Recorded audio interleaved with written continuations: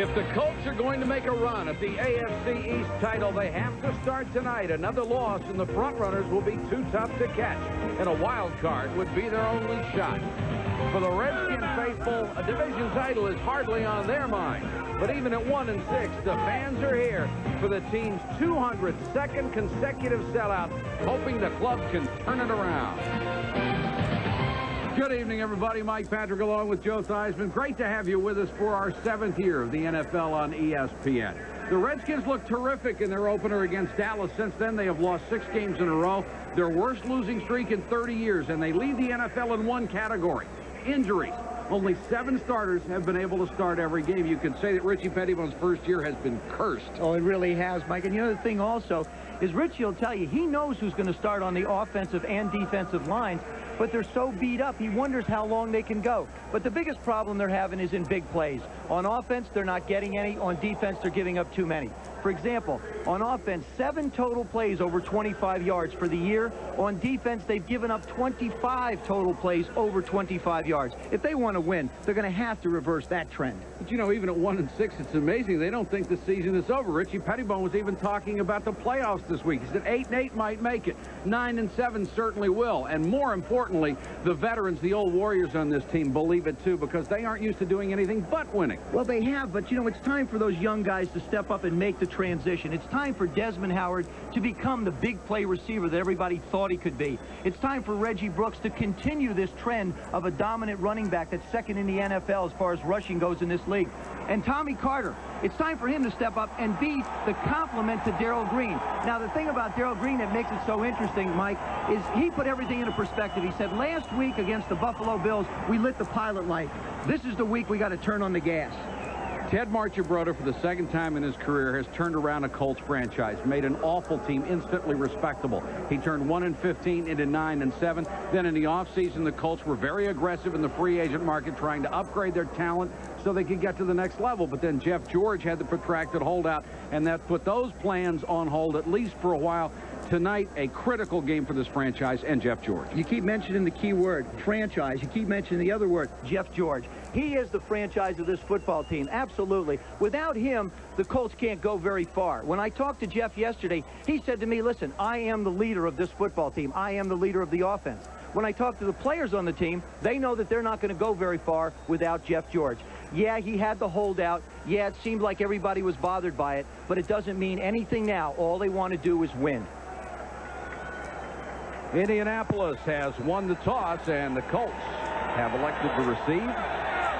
Chip Lohmiller will kick it away for the Redskins. Rodney Culver and Clarence Verdun deep to receive.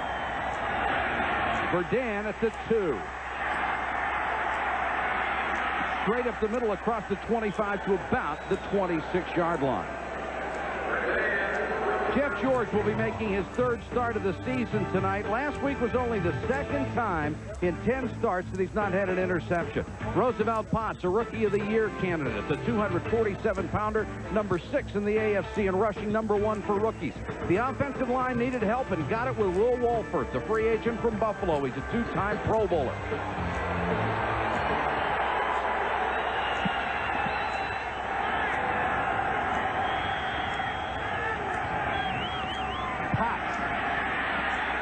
Chip got to about the 29-yard line, and Carl Banks was in on the tackle. Tim Johnson leads the down lineman for Washington in tackles. This is his 2nd game back from an injury. Played well last week against Buffalo. Carl Banks has filled the void left by Wilbur Marshall, but he hasn't played with the same consistency that made him an All-Pro in New York. Darrell Green, a 5-time Pro Bowler. The coaches say 1993 may be the finest of his brilliant 11-season career. 2nd and 7 for the Colts. George changing the play. Redskins with 6 men on the line of scrimmage come with 4. Langhorne can't make the catch, and Tom Carter is right there. When you think about Jeff George missing all of training camp, all of preseason, this is like training camp for him. It's only his 3rd game. Well, it's right at the end of training camp. You bring up a really great point there, Mike. Here's a guy who's been nursed along, played a little bit, worked his way into practice. Now, all of a sudden, the load is on his shoulders. The full complement of the offense is his. It's time for him to make things happen. 3rd and 7. had Mark Dobrota in his second tour with his franchise. From the shotgun. Pass rush. George is level. Sterling Palmer, the rookie, drilled him from behind, and that's what the Redskins have lacked all year. Pressure on the quarterback. That's what they've been looking for. Sterling Palmer, they figure, is the man that can put pressure. Top right part of your screen, number 97. Comes around the corner, moves Wolford, takes the hard inside, and then just explodes into George. Ron Stark, outstanding punter for years, averaging 44.5 yards a kick. Brian Mitchell waits back at his own 23 for the Redskins. Four of the best kickers in football in this game tonight. Mitchell lets it go, and it takes a great bounce for the Colts to the 5-yard line. A critical error by Brian Mitchell and a punt of 65 yards. Mark Rypien got off to a great start before a knee injury. Since coming back, he's had 1 touchdown pass and 6 interceptions. Reggie Brooks has become the featured running back. The rookie is coming off a 117-yard game against Buffalo. Riley McKenzie starts at right guard, one of 4 spots he's played because of injuries on the line. This unit is paper thin. For the second week in a row, Theisemann Howard will see a lot of action. They hope the former Heisman winner can produce a big play or two.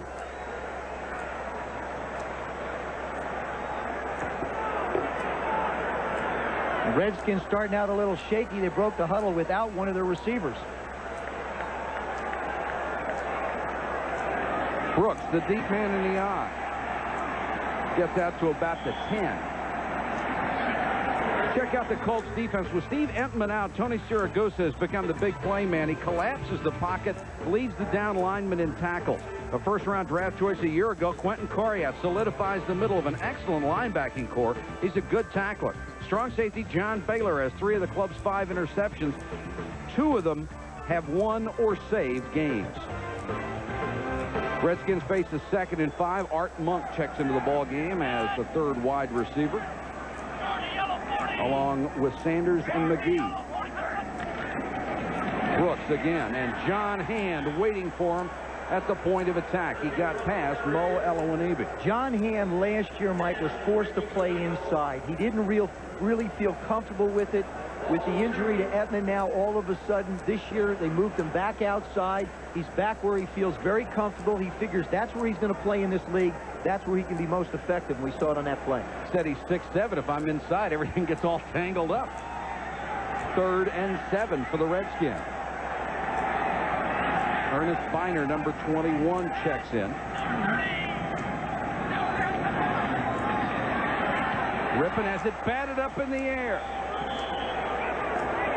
So for the Redskins offense, 3 and out. And how many times this year has Mark Rypien had a pass batted down to the line of scrimmage? Well, it's a short drop, and the right tackle has got to get the hands down. Watch the right part of your screen.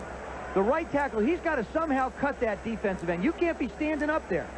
Of course, the other thing is now Ray Brown, who's playing that right tackle position, is a guard. So he's not used to having to stand up a guy and then get down on him and cut him. Again, part of the injuries caused the problem. One of the bright spots for the Redskins has been Reggie Roby. He'll punt to Clarence Verdun. He's waiting at his own 45. Roby has been sensational. This one is very high but short.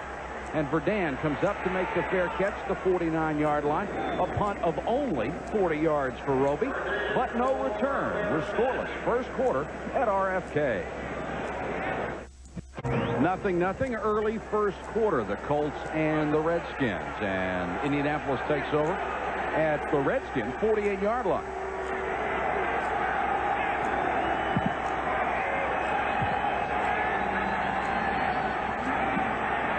Jeff George to Potts in the flat. Brought down by Andre Collins, the leading tackler 2 years in a row. Indianapolis has thrown the ball 3 out of 4 times. A little strange maybe since the Redskins have had such a terrible problem stopping the run. 6 out of 7 teams have had over 100 yards. Well, they can't stop the run with their front 4, Mike, and that's the problem. If you can't do that, you have to start committing linebackers, which exposes the deep backs to big passes. That's been their problem. Potts on the toss. Banks turned him back in. And the tackle made by Al Noga, the free agent that they got from Minnesota. Wasn't it fun visiting with Roosevelt Potts? Yes. I mean, charming young man. He's the kind of guy you sit down with and you say, geez, I hope he has a lot of success, because he has a great enthusiasm for the game. He came in and started the season at 260. He's now down to 247, and he did it by his own choice because he wanted to get quicker and better, not because somebody told him to. Said he feels better, feels quicker, and can play more plays. 3rd and 5.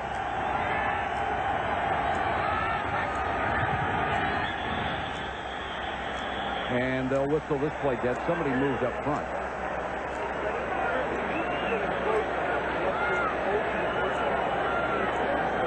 And a little pushing and shoving.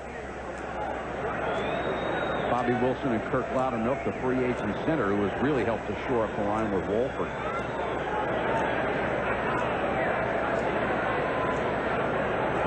And we'll get the call for Tom White. False start. Number 88 offense. Moving prior to the snap. It's 5 yards. 3rd down. It's the tight end, Kerry Cash, out of Texas. It was 3rd down and long, not necessarily a great place for the Redskins defense to have anybody. They are dead last against 3rd down conversions in the NFL. One of the reasons they can't generate a pass rush.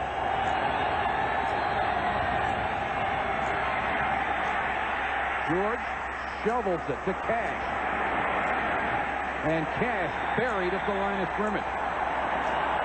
Good hustle by the Redskins defense, and Monty Coleman, the first guy there, the 15-year veteran who can still play. That's the 2nd series in a row that the defense has set the tempo for the game. Brian Mitchell misplayed the punt the last time. The Redskins on offense broke the huddle, short a receiver. So the defense is doing their part. The special teams and the offense have to pick it up. Mitchell deep to receive, waiting at the 10 again for Stark's punt.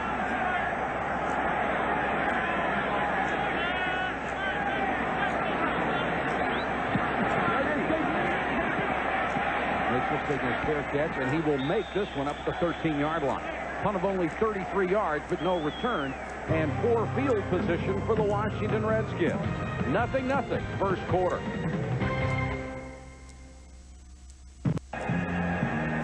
Richie Pettibone on the sideline in a scoreless game. 9:56 to go, first quarter of play. Big pass plays have been the problem for Washington on both sides of the ball. Passes from 20 to 30 yards. The Redskins have allowed 10 while completing 9 of their own. 30 to 40 yards. The opponents have completed 4. The Skins only 2. 40 to 50, 3 for the opposition. Zip for the Redskins. And over 50, 6 for the opponents. Again, none for the Redskins in an offense that used to be known for its big play capability. And we'll get into that more in a second. Again, poor field position. The Redskins take over at the 13.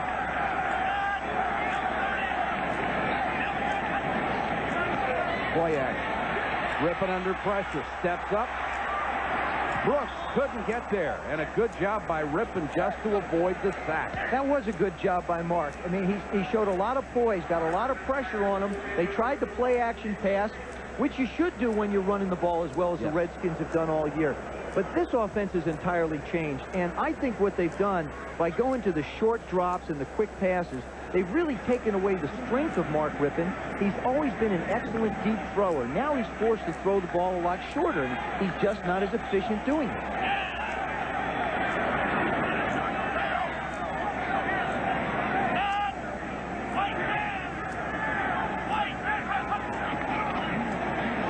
Rypien rifles this one complete. Another short gain, and Tim McKee. Hold it, wait a second. Forced that about. Hold it. The Redskins just ran a hitch.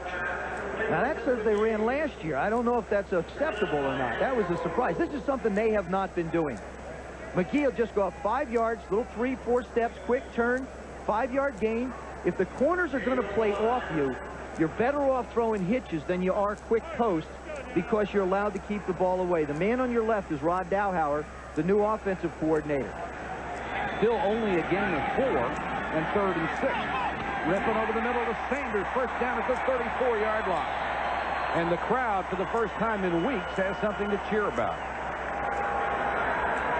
Going to give you a chance to take a look at what Mark Rypien's seeing when he drops back to pass. He's reading the safety right in the middle. See the center go to the middle. See the safety go to the middle. Jason Blazer. Now he sees Ricky coming in. You don't have to make a perfect pass. You've got a margin of error. Throw the ball a little bit behind them because they are in a zone. Frank Wycheck, number 36, is the H-back as they go to that formation.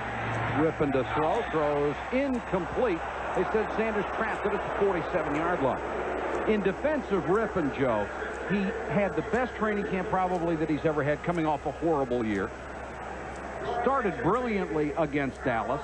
Then he had the knee injury, was out, maybe came back too early. Probably wasn't anywhere near 100% and hasn't played well. If you have problems with your legs, Mike, it affects all your balance and all your throwing. Tonight, he's probably as healthy as he's been, and it looks like he's throwing the ball very well. And showed some movement a couple of plays ago, avoiding the rush.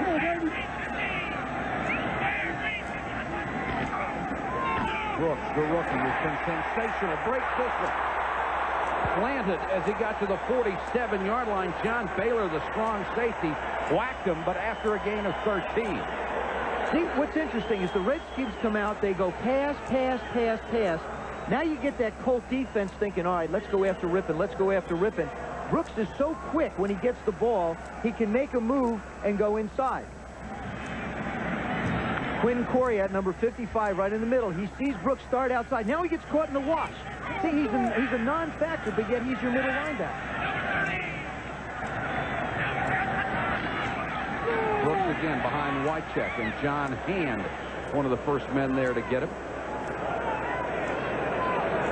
Tony Siragusa will get credit for the initial tackle, and he's the guy who can collapse the pocket with Entman out of there. You know, Hand's at 300 pounds, 6'7". He plays the right end. See how he pushes back? Now, Elanaweebe's on a bad wheel, so he really doesn't have good balance. He figures Reggie has gone the other way. So what he's going to try and do is just cut John off by Reggie cutting back. He and Hand meet at the wrong place, the line of scrimmage. There's not an offensive lineman out there that is not playing on a bad wheel. 2nd and 9 for the Redskins. Comes the blitz. They pick it up, and Rypien with time completes the pass to the 45-yard line. No whistle. Looked like the ground caused that fumble, and Sanders able to recover it himself. Tony Stargell, who was in on the nickel package, made the tackle. Every time Rypien drops back to pass, the coaches are holding their breath. Mo Elanaweebe, left side. Now he's just getting muscled back. See, he has no leverage. He's straight up and down. You got to plant that foot and try and drive it, but you can see the brace on his left knee. Just gives Mark enough time. Ricky Sanders does an excellent job. That is not a fumble. I don't care what the official said. The ground cannot cause a fumble. It should have just been ball dead, move on. And it was a gain of 2 yards for the Redskins for Condon. Rypien with time. Here's the deep ball. Sanders overthrown. Ray Buchanan, the rookie from Louisville, the 3rd-round draft choice, was a step behind. I will mention one thing about Ricky Sanders. Ricky pulled a hip flexor in the Buffalo game last week. He's had trouble running, and you can see his gait is not smooth. He's not running at full speed. It's his right hip flexor. He has trouble pushing off, and I think that time it affected him a little bit going down the field. Reggie Roby to punt to Clarence Verdun, and we'll tell you one thing about Clarence Verdun. He would like nothing better than to break one tonight so he can stick it to Redskins special teams coach Wayne Sevier, who he said tore him apart when he was here. Roby just hangs it sky high, and Verdun will make the fair catch to the 16-yard line. A punt of 27, but he did his job getting inside the 20. Jeff George will lead the Colts back on the field when we come back.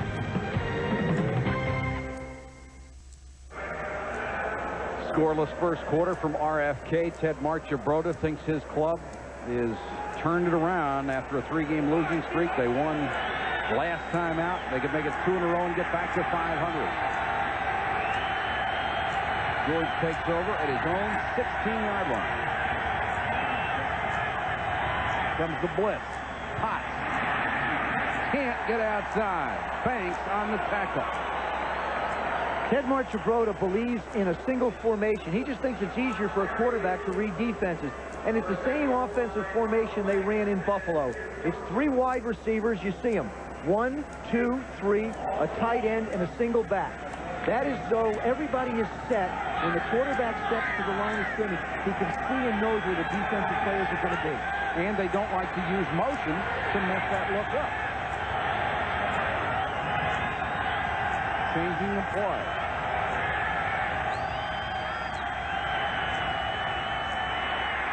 George throws. Darrell Green nearly made the interception. It looked like Langhorne was turning the wrong way. The ball went behind him. But that's a great job by Tim Johnson, number 78 for the Redskins. Made Jeff George throw it a lot sooner than he wanted to.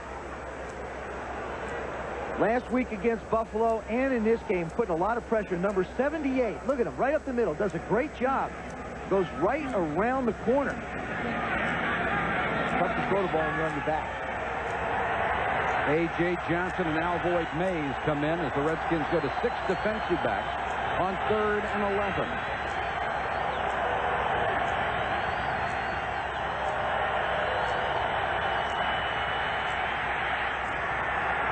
George with a lot of time and out of bounds. Intended for the rookie, Sean Dawkins out of California, but Brad Edwards was right there and he had company. The Redskins defense has done its job 3 series in a row. This is a great education. Sean Dawkins up against Darrell Green. He pushes up the field, going to do a big comeback now. He plants, starts to work. You don't see Darrell in the picture. Then all of a sudden, Edwards comes over. But it was Darrell Green that forced him to throw the ball high. Stark will have to punt again, standing near his own goal line. And Brian Mitchell waits at the 40 for the Redskins. Mitchell last couple of years, punt returns for touchdowns, but he hasn't done much this year. Short kick, Mitchell from the 46. And may have lost a yard on the return after a punt of 38. Jason Belser, the safety, downfield to make the tackle. Still scoreless, 5:30 first quarter. The Lincoln Memorial, just one of the beautiful sights in one of the most beautiful cities in the world. Washington, D.C. Of course, the Redskins faithful think RFK is also one of the most beautiful sights. I think it's a monument. Except for the last 6 weeks, it has been for over 20 years. They keep playing like this. They're going to put a monument on top of it, bury everybody in it. Well, they are building a new stadium right next door, supposedly ready to open in '95. Theisemann Howard, number 80, to the top of your screen is a wide receiver. Brooks. That's about 4 near midfield. It's interesting, Mike. You look at the scoreboard, it's 0-0. But the Redskins in the first quarter, they got the ball on the 5 the first time, the 14 the second time, now on the 45-yard line. They're winning the game of field position. It's up to the Colts defense now to stop it and try and get their offense better field position. The Redskins are inching forward in this game. And Richie Pettibone at this point will take any advantage he can get. 2nd and 6.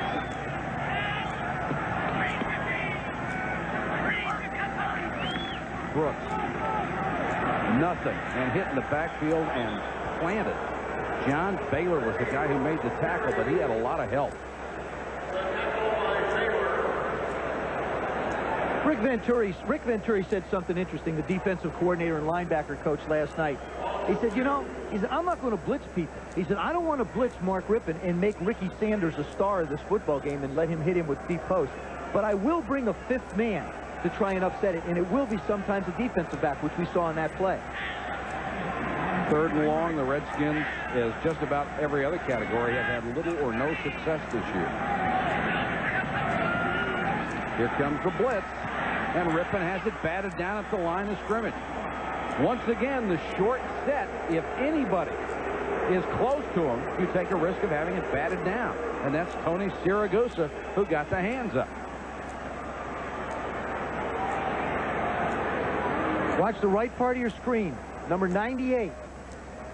He comes around. Now all of a sudden he pulls up and then jumps in the air. See, I personally, you can't blame Mark Rypien for that. Not at all. As a quarterback, you're supposed to throw in between lanes. The Colts, to their credit, are not giving him lanes. Roby to punt to Verdane. Returnable. Verdane from the 17. Got back to the 20, and that's it. A return of 3 after a punt of 36. And now we've got a little pushing and shoving on special teams. And little Clarence Verdane is going to get his money's worth. Lamont Hollenquist, the rookie for the Redskins. Clarence has always been a guy who can fire you up one way or the other. He can fire the other team up as well as his own team. Hope you'll be with us every Sunday. Try noon Eastern this Sunday for NFL Game Day. Chris Mortensen, and Joe Theisemann provide the most comprehensive pregame show on television. Then at 7 o'clock prime time, you'll see all the highlights of all the day's games. Then at 8, we'll be at Jack Murphy Stadium in San Diego. The Bears taking on the rejuvenated San Diego Chargers. It looks like they have their act together.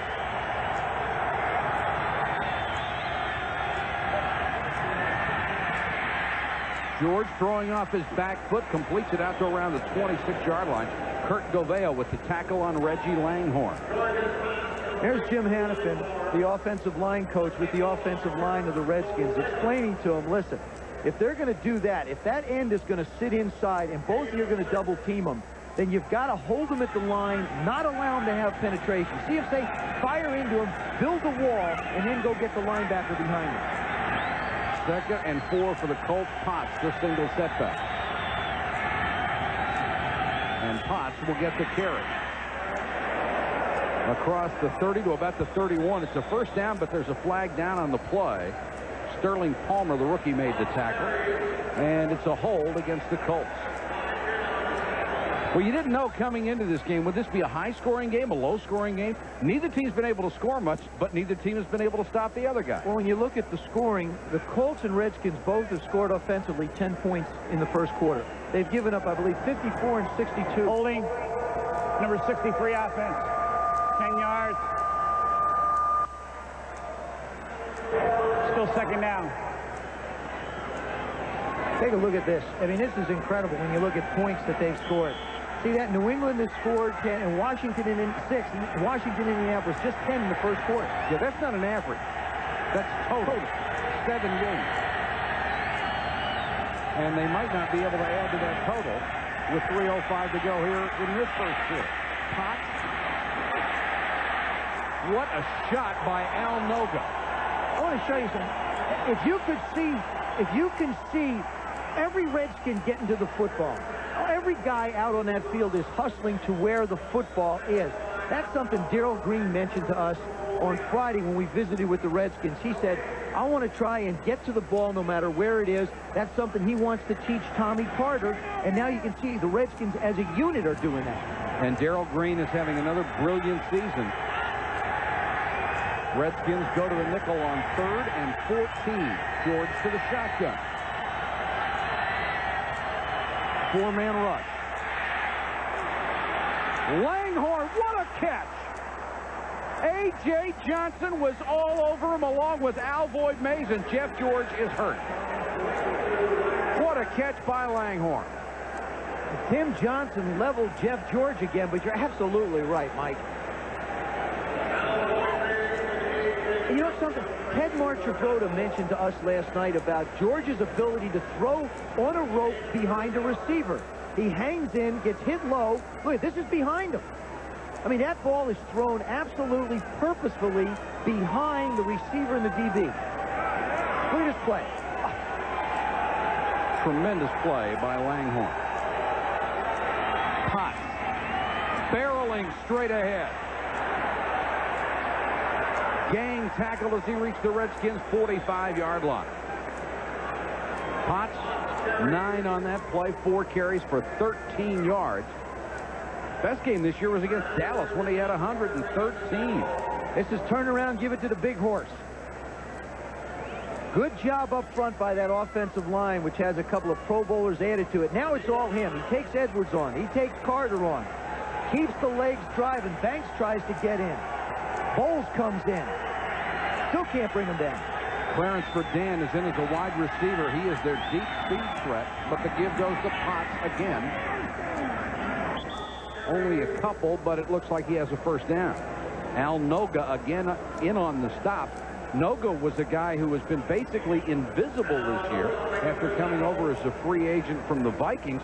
Tremendously quick, but has had a lot of trouble against the run and has been absolutely ineffective on the pass rush. For some reason, not the same player he was with the Vikings. Dawkins back into the game on 1st and 10 for the Colts.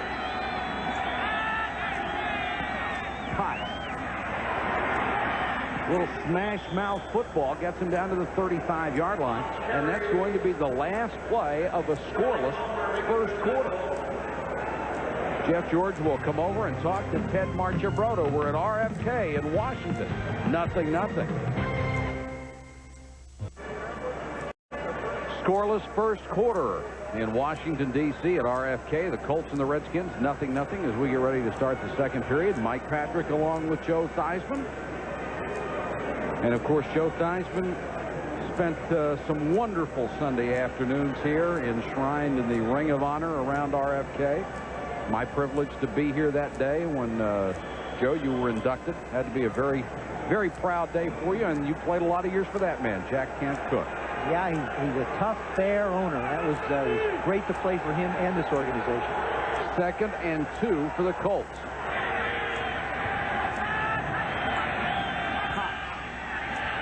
Flips the tackle and carries Sterling Palmer to the 31-yard line. Now the situation presents itself again to the Redskins defense. The Colts have established a running game. How do you try and stop it? Okay, you did it okay the first 3 series with the front 4. Now, all of a sudden, I think that Larry Peccatello, the defensive coordinator, and Richie Pettibone are going to have to start to commit linebackers. Now the secondary guys are going to have to cover one-on-one. They've got to go after them. Deepest penetration of the game for the Colts.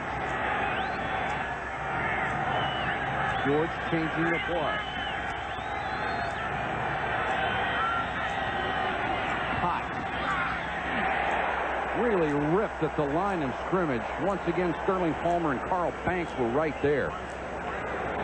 Mike, that offensive line of the Colts has really been rebuilt. Will Wolford's at left tackle, Randy Dixon, 69, at left guard, Kirk Loudermilk at the center, William Schultz at the right guard, and Zephyrus Moss at the right tackle. And they've added Loudermilk and Wolford have really upgraded this line tremendously. It was a disaster before they came over.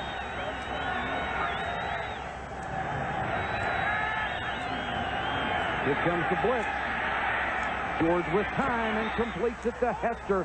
First down inside the Redskin 20. A gain of 11 to Jesse Hester. Tom Carter on the coverage. Will Wolford, number 67, giving Jeff George on the backside plenty of time. He sets up, puts the hands up to Tim Johnson, and then takes on Sterling Palmer. Palmer loses his footing, so Wolford does the best thing. He pushes him down. George going the other way to a wide-open Hester. And he likes that out pattern. With an arm like that, he likes them all. Wish I had an arm like that. Guys, no, there's a lot of guys in the Hall of Fame that want an arm like that. George with a screen to Potts. Lost his balance, got up, lost the ball. Picked up by Darrell Green. Goodbye.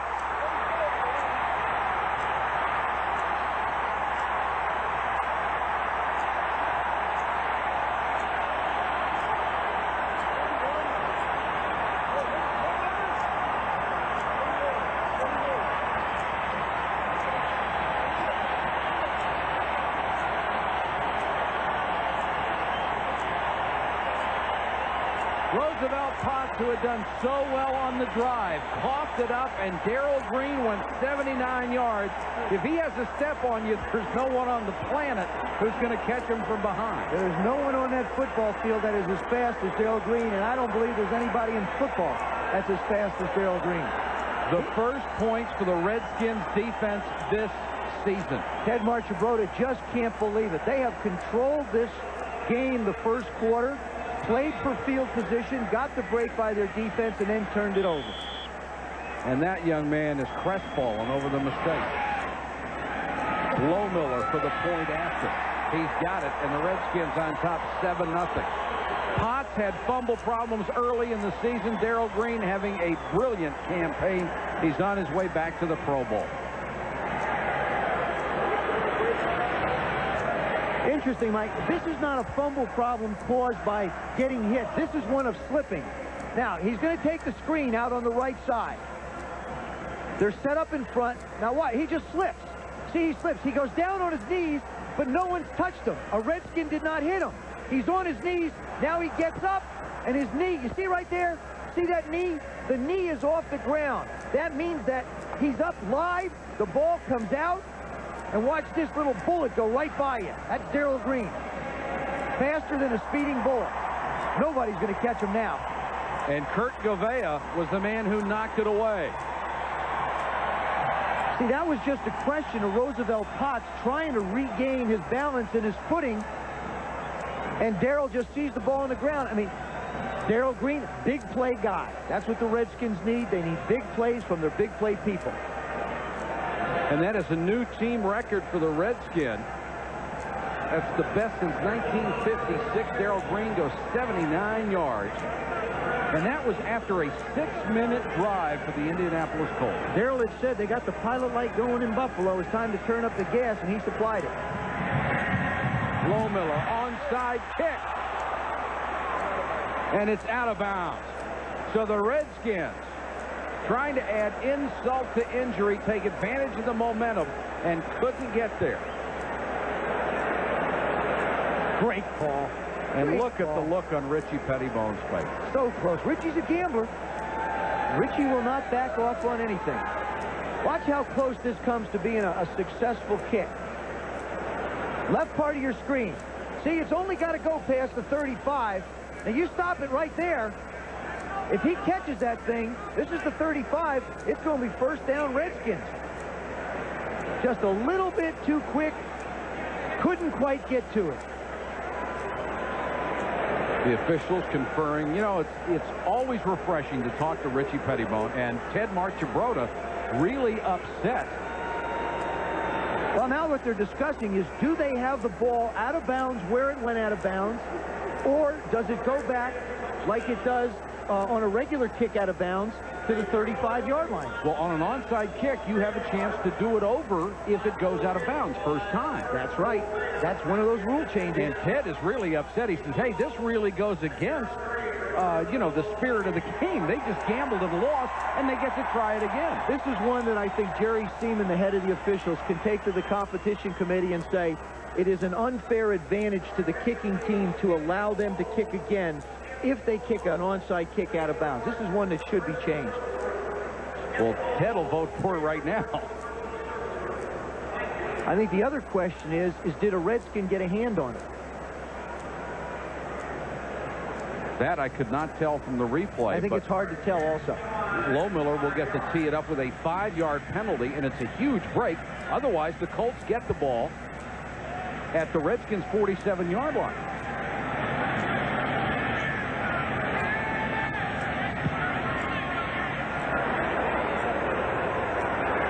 Verdun at the 10. Straight up the middle, a flag is down, and Verdun got to the 36-yard line. We'll check the penalty, and more pushing and shoving. Lohmiller was in on the stop.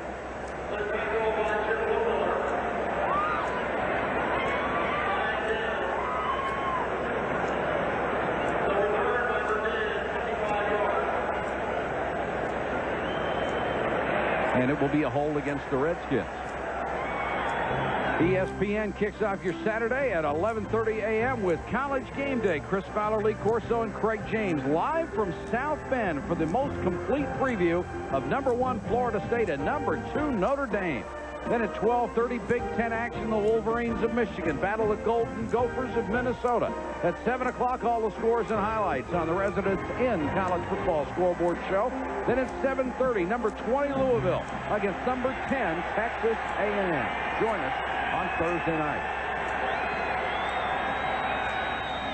From the 25, Potts hitting the backfield, slips the tackle of Andre Collins, and then stacked up by a host of white and red shirts. Little things make a difference in a player's confidence, Mike. Roosevelt Potts just made a big mistake with a lot of effort. So what Ted Marchibroda does is to give the young man confidence. He gives him the football right away and lets him know it's okay, things like that happen. Go keep on playing football. Potts said in college he would carry the ball well away from his body. He says, but these guys come up from behind and just take it away. I had to learn to do it differently. Jason Buck checks in on the defensive line for the Redskins, 2nd and 12. George throws complete, but for very little gain, and Darrell Green with the big tackle on Langhorne. Number 78, Tim Johnson, has turned himself into a one-man collapse the pocket. Watch this. He's going right up the middle, and he spends the afternoon, or so far the evening. Look at him put the push up field. Loudermilk's just having a heck of a time holding him back. That's the third time he has gotten to George, but George just barely gets the ball off. George has hit 7 out of 11 tonight, 5 straight. 3rd and 6.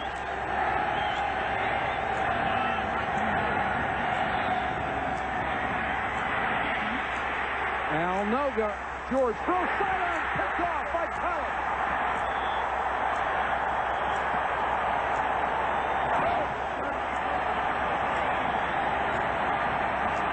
And this is something the Redskins defense hasn't been able to do all year. Come up with the turnover.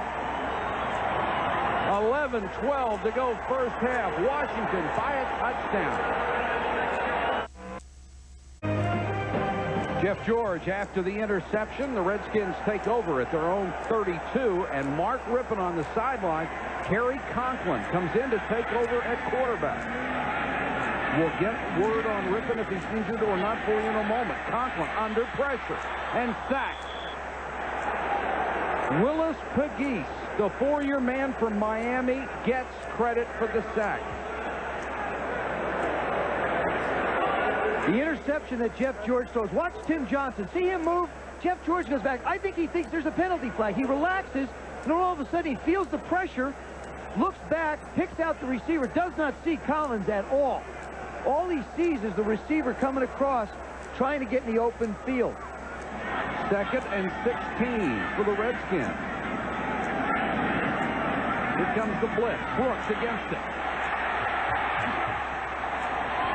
And Brooks knocked out of bounds at the 33-yard line.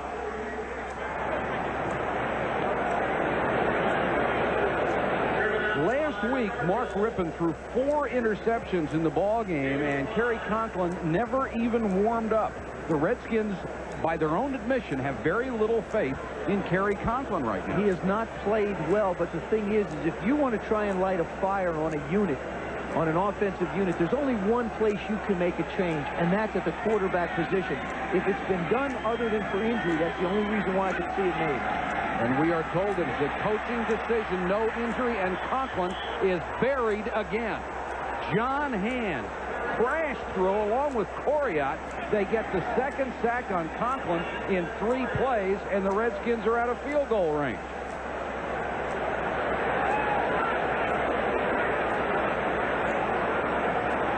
Great job by that Colt defense. After the turnover, you stop them. They were in field goal range, and that was the big thing that Conklin had to be conscious of. And all of a sudden now with the sack, the Colt defense has done their job. Well, you can't take a sack there, can you? Roby up near the rim of the stadium. Redskins will have a chance to down and hit for Dan. Redskins recover. Rick Hamilton gets the ball, and Clarence Verdun committed the cardinal sin. What happened on that one, Clarence Verdun saw the Redskins running around to try and field the ball, so what he was going to go over and do was try and make a play on it, I think, and allow it, at least the ball to be around the 8-yard line instead of back by the 2. Watch it. See, he looks to the right. Then he sees people coming. Now he's going back to see where the ball's going to go. He hits him in the back of the head. Going? Watch this. Look. He looks. He sees all the Redskins back there. Now he's moving back. Hits him on the left shoulder. Unbelievable. Mark Rypien back in the ball game. A strange turn of events at quarterback for the Redskins.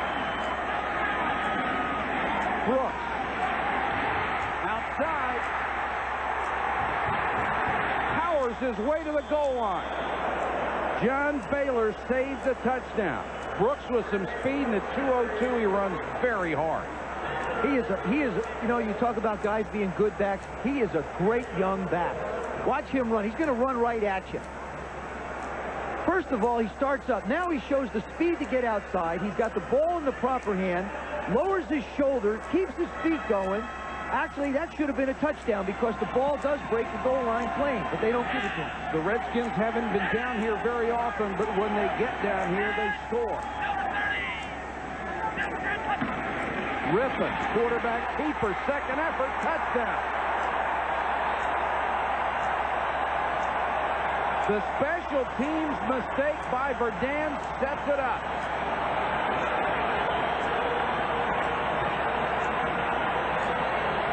I think by Richie Pettibone sitting down Mark Rypien, that's called an attention getter. Mark Rypien just using a little bit of power. Jeff Bostic, 53, the center, does a nice job on Segusa, pushes him back, touchdown. Boy, and did you see Mark Schlereth, 69? Almost a delayed effort, just pushed his man into the end zone. The 6th career rushing touchdown for Mark Rypien, and Lohmiller is on for the point after. So the Redskins offense has still not produced much. The defense gets a fumble return for a touchdown. Special teams set up this one.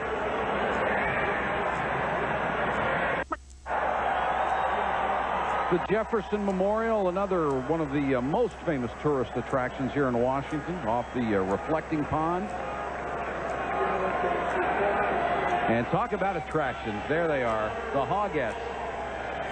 That's some of our elected officials. Is that scary or what? No wonder Actually, they're in disguise. Which is worse. Verdun, 3 yards deep, and they'll keep it there. Culver comes back and says, don't take it out. And you know Verdun is just burning to break one now. You know, Jeff George right now has got to think of, you always think about what have I done to contribute where we are, good or bad. He hasn't done anything bad. He's just got to get in the huddle and say, listen, guys, we're playing well. We can make up 14 points. All we have to do is be methodical and do our job. So let's just go get it done. Ready? Break.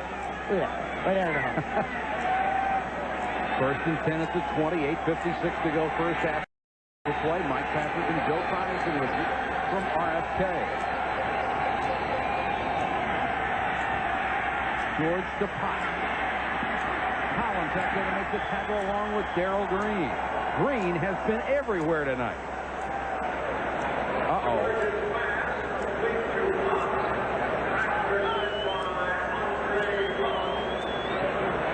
May have caught the elbow.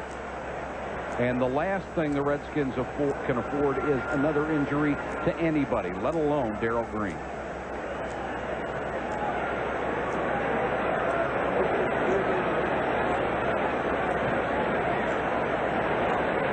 Last couple of years, Darrell Green has suffered severe injuries, broken wrist, broken forearm. A little bit of a weight mismatch. Potts makes the catch. Collins comes up, turns him inside, tries to. Now Darrell comes in, tries to hit him, and actually gets hit by his own man on the left arm. Loss of a yard, 2nd and 11. Potts on the draw. Got by Banks and took it out to about the 28-yard line. A.J. Johnson is on the field. That's a great job by the Colt line there. Redskins blitzed in that situation, brought the backers. They managed to find a crease. He turns a negative play into a 9-yard gain. The cheer is for Darrell Green, who trots back out on the field.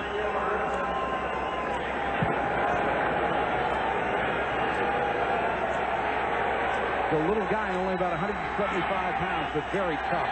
3rd and 2, Indianapolis. George changes the play. And now has to call a timeout with a play clock down to 2. We've got a timeout, 7:38 to go first half. 14-0 Washington. Redskins leading the Colts 14-0, 7:38 to go second quarter. And if you look at the stats, no indication that the Redskins should be ahead in this game. Only 45 yards, less than half of what the Colts have so far. But turnovers have made the difference, as they usually do. 3rd and 2 for the Colts.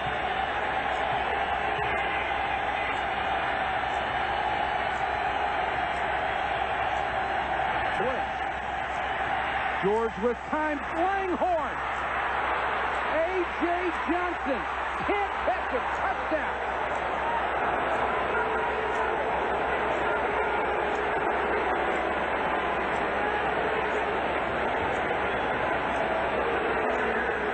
A.J.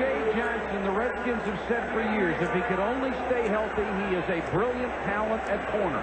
This year, he was healthy. He started the year at the corner opposite Darrell Green, and he has been burned to a crisp. Langhorn now 4 catches, 114 yards. Nice first half. The Colt offense, as that graphic showed, has not really been slowed down a whole lot. They've been very methodical, and the blitz hurt the Redskins again. Theisemann on for the point after. He's having an outstanding year, his best since 1987. Knocks it through, and the lead is cut in half. So the big play burns the Redskins once again, and the Colts get a big play to get on the scoreboard.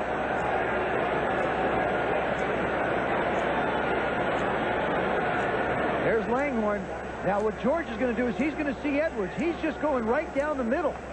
Good job by the offensive line protecting him. Edwards is in the middle. He makes a little move outside. He's not coming into you, Brad. He's going up the field. Went right by A.J. Can't quite catch him. There's Brad Edwards. What happens is he's going to work here in the middle. George is going to see him fire it down the seam.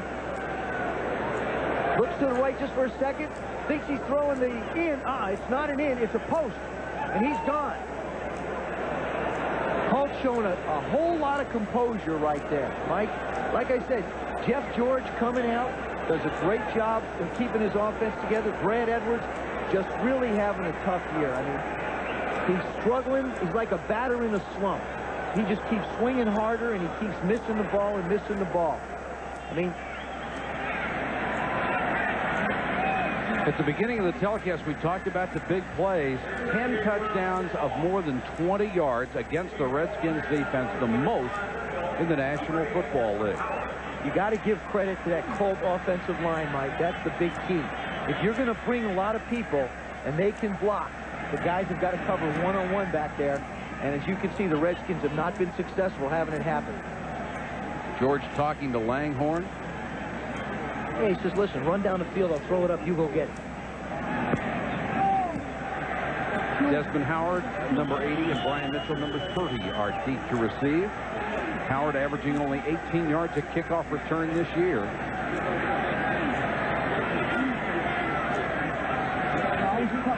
And that certainly quieted the crowd. Theisemann. Mitchell at the goal line. To the 22-yard line. Redskins will start from there with 7:19 to go. Rodney Culver downfield to make the tackle on special teams. Be with us tomorrow night at 7:30. NFL Prime Monday. Mike Tirico, Joe Theisemann, and Craig James preview the Monday night game between the Packers and the Chiefs. Live reports from Arrowhead Stadium with Andrea Kramer. Chris Mortensen will have the league's breaking news. And downtown, Julie Brown profiles Reggie White. All that and much more on NFL Prime Monday tomorrow night at 7:30 Eastern Time, right here on ESPN. The Colts offensive line that provided the protection for George to throw that last one. So the Redskins take over now with Desmond Howard in at wide receiver, 1 of 3, along with Monk and Sanders. Monk can't shake a tackle, brought down near the line of scrimmage, and Ashley Ambrose, the second-year man out of Mississippi Valley State, and that little yard gain just adds to the totals that Art Monk has racked up throughout his brilliant career. 869 catches, 156 straight games. And he's got a shot at Steve Largent. He'd have to play one more year. He also becomes the Redskin that played in the second most games with 197. Officially, no gain on the play, so it's still second down. Rypien with time, floats it down the sideline, and Desmond Howard pulled up short. No. You don't think so? No, Mark Rypien tried it. Desmond Howard was so open. You're going to see Mark Rypien here try and absolutely deliver that thing too perfect. Instead of just throwing it naturally, he tries to deliver perfect. Theisemann does a great job of getting away. Remember, it's that first 10 yards. Terrific job on the hint selling the route. He's wide open, and Mark knows he's wide open. Look at, see Rip just pull the trigger back? Look at this. He just throws that, I mean, he's throwing it where Theisemann's not going. That's a bad pass, and he knows it. See, he wants him to go straight, and he goes the other way. 3rd and 10. Here comes the blitz for the Colts. And Rypien sacked back at the 15. John Hand, who has had a huge first half. And now more pushing and shoving. We talked about Mo Elanaweeby and that bad leg, number 64, left tackle. John Hand this time doesn't go outside, gives a Rip move inside, and winds up with a handful of Rip's head. It's a double Rip. So Roby will have to come in and punt on 4th and 17. Verdun waits at his 40.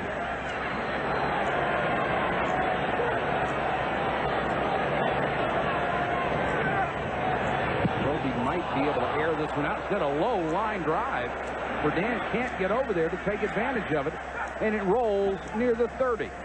So Roby gets away from one. It goes 55 yards.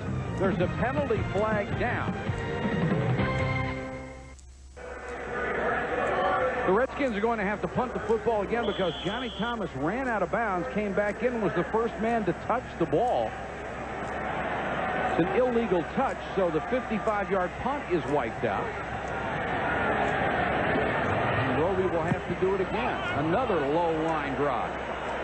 And Verdun can't get to this one. And it goes out of bounds. Punt of 52. I'm going to give you a statistic for Washington's offense. 13 pass plays, 8 yards. Average pass play, 0.6. And yet they lead 14. They lead 14-7.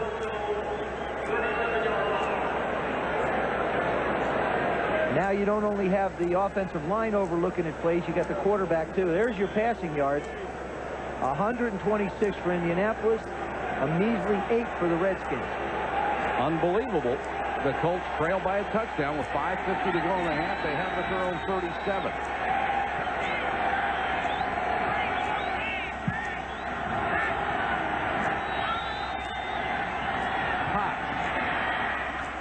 Not much room to run. Banks was in on the tackle. Collins also had him around the ankle.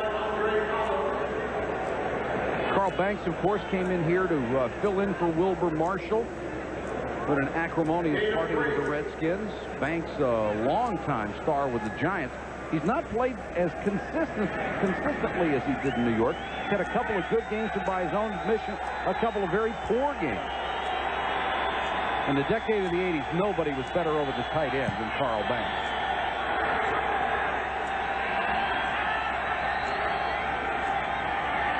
George with time over the middle, short and complete to Langhorne. Broke a tackle, and then is dumped at the 40, gained maybe a half yard.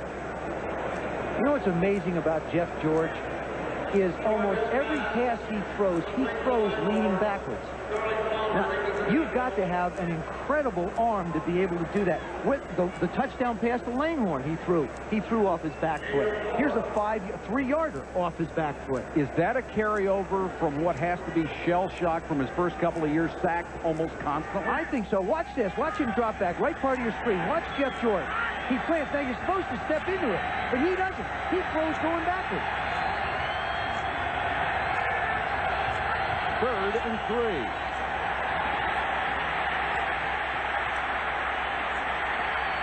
Throws on the run, incomplete. Monty Coleman all over Jesse Hester. Coleman in the league 15 years. He can still run and still cover.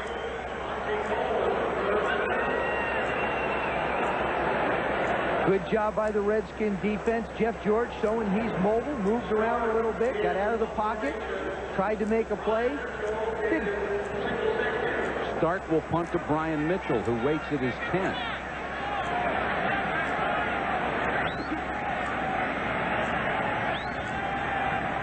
A game of field position and mistakes. Nice scoring punt by Biasucci. Mitchell lets it go. Out of bounds inside the 1. What bounce. Holy cow. 55 yards and out at the 1-foot line. You can't ask for much more than that. That ball, just like it put its left blinker on and decided to make a hard turn. Look at it. It was heading for the goal line and then just made a little bit of a... Look at Monty can't believe it. Monty Coleman cannot believe it.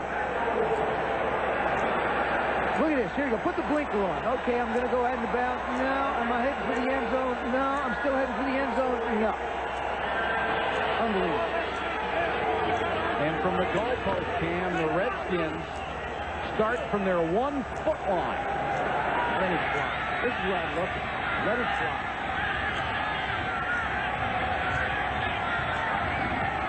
Brooks. John Hand nailed him at the line of scrimmage.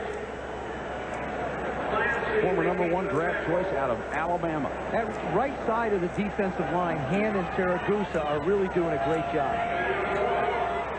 There's your right side right there. These two characters, boy, they are doing a great job of clogging it up. They come on in, brings back over. Great play. That time they had moved. Excuse me, that was Sam Clancy, the former Pitt basketball player. Now Rypien drops into the end zone, throws complete to Sanders out across the 10. Should be enough for the first down. Ashley Ambrose made the tackle. Mike, that's got to be an ego boost for Mark Rypien because he dropped back in the pocket and actually threw a pass up the field inside the tackles, and they didn't bat it down. And that is John Hand having trouble getting up after the play. We mentioned earlier, moved inside last year, hated it, had career low numbers this year. They moved him back to defensive end, and he's extremely happy. Michael, we talk about passing lanes, and this is what Mark Rypien's trying to throw the ball through. Now here's the lane right there. It's not very big, but he just needs it. That's why this guy's hand is out. He's got that little lane to throw through and manages to get the ball out. That's what the object of offensive pass protection is supposed to do for a quarterback. Provide a passing lane. Rypien, 5 out of 11, 39 yards. All the throws have gone to wide receivers. And Hand able to lead the field under his own power. Movement up front.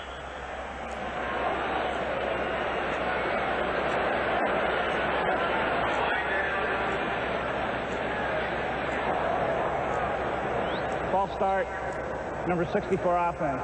Moving prior to the snap, 5 yards, still first down. You know, Mike, I watched practice on Friday, the Redskins practice on Friday. They practice like a 1-6 football team on Friday. People jumping off sides, drop passes, missed passes, a lot of little things. And that's just a lack of continuity and not only playing together, but practicing together. Brooks tries to cut it outside, and he'll lose yardage on this one. You never played the game, right? But as you watch it, and we've done enough games, you get a feel for momentum on offense and defense. A guy gets in a rhythm, and offense gets in a rhythm. You saw Jeff George in that one drive and Potts run the ball, get in a rhythm. The Redskins offensively have yet to get in a rhythm. There's no rhythm to this offense whatsoever. And my high school coach said I would never play. And he was right. 2nd and 14. Rypien with time to Art Monk out to the 15-yard line. Sandwich there, the tackle made by Tony Stargell, and we're down to 2 minutes. Timeout on the field, 14-7. The Redskins over the Colts. Will be back in a moment. 2 minutes to go. First half of play from Washington, D.C. The Redskins on top of the Colts, 14-7. Coming up at halftime, the fastest 3 minutes in television. Chris Berman along with that. You'll enjoy this after further review with Chris and Tom Jackson. And then we'll come back to RFK, and Joe will have his first half analysis of this one. Hope you enjoy that. I will. Good. Which consists of big plays. One on special teams, one on offense, one on defense. 3rd and 8 for Mark Rypien. Ernest Finer in the backfield. Split. Screen to Finer and overthrown. There was not an Indianapolis Colt within 15 yards of the screen downfield. Nobody. If Mark Rypien can make this play, Ernest Biner is still running. Watch this. Here comes the blitz. Now Rip sees it coming. Off to his right. He's got to do something to get him the football. Look at this. Here's him. That's the only guy, and you got everybody in the world ahead of him. Look at that. I mean, Ernest Biner, he's still running. And now Roby will have to kick from his goal line. Well, that was 40 yards if it was anything. Roby off the side of his foot. And out of bounds near the 45-yard line. So the Colts, after a 31-yard punt, will have great field position with 1:47 to go. You know, it's interesting.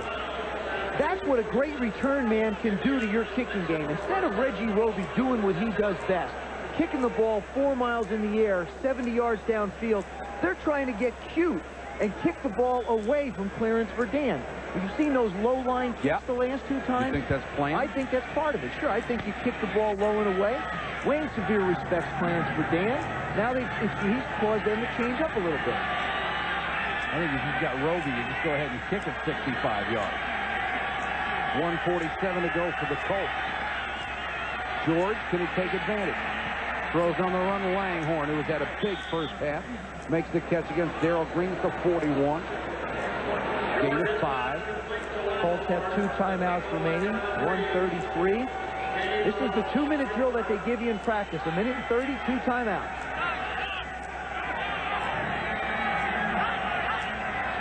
Four wide receivers and a slot man. George completes the Langhorne again. First down to Redskins 33. Clock running with 1:14 to go in the half. The Redskins have got to try and go after George. They're not going to get there rushing 4, dropping 7.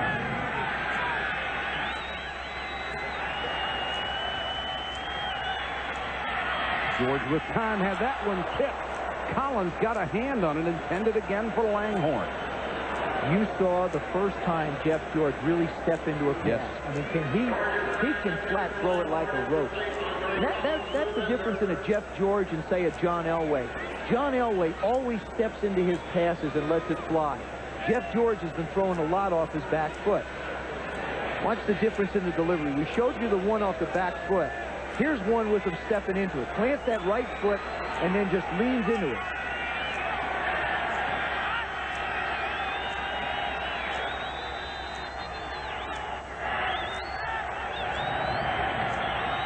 Four-man rush, plenty of time. George throws, complete inside the 10.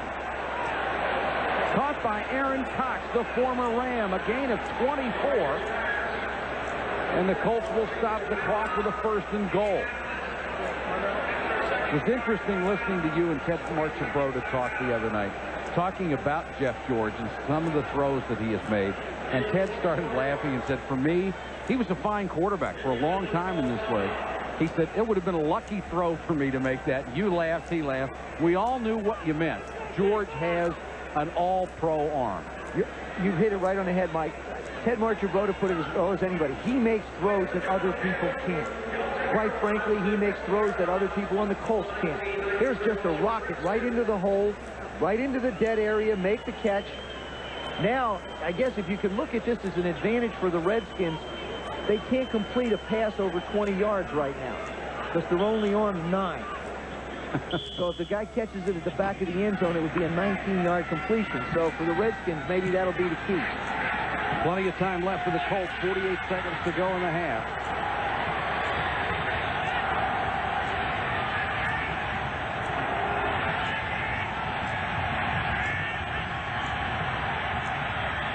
George with time. Now he has to scramble and throws it away. And the flag goes down. Now, is it intentional grounding or a late hit? No, it is intentional grounding, and the rule is very simple. If you get outside the pocket, you have got to get the ball somewhere up the field, near the line of scrimmage or past it, and it will not be intentional grounding. It will be an incompleted pass. This ball does not get near the line of scrimmage. There's the pocket right here. That's the pocket. Jeff George is out. He's got to get it past that line of scrimmage. If he doesn't, it's intentional grounding. Now he's sliding. He's sliding.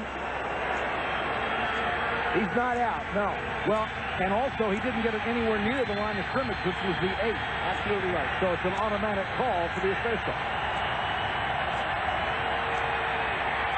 George, after the penalty to Johnson out of the backfield, inside the 15-yard line, 34 seconds on the clock, and it's running. This will bring up 3rd and goal. The only thing on Jeff George's mind right now, 2 things. Don't take a sack and throw the ball away if nobody's wide open. A timeout left for the Colts. George looks over the middle, complete again to Johnson. Inside the 5 to about the 4. And they will spend their final timeout. Andre Collins made the tackle. Johnson's been a tremendous receiver for them coming out of the backfield. He has more catches than any other running back in the NFL so far.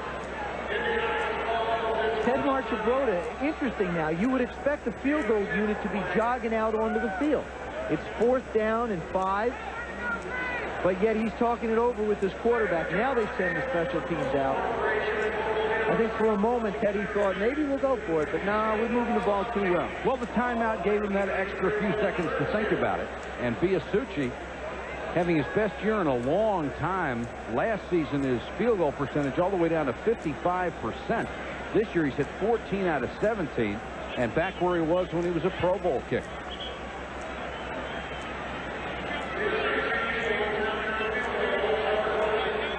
You know, it was interesting talking to Richie Pettibone. He said he was a big Jeff George fan. He said he really liked him. I don't think he likes him a whole lot right now. He admires him. He admires him. Ted Marchibroda likes him and admires him.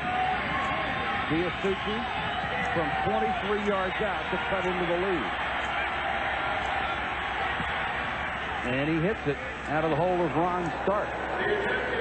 So the Colts, after the short punt, don't get the touchdown, but do get on the scoreboard and cut the lead to 14-10. You know, it's going to be interesting going into halftime. If you go into these locker rooms, if you're in the Colt locker room, you got to be saying, all right, guys, we've hung in there. We've made up the difference. We spotted them 14, and we came back.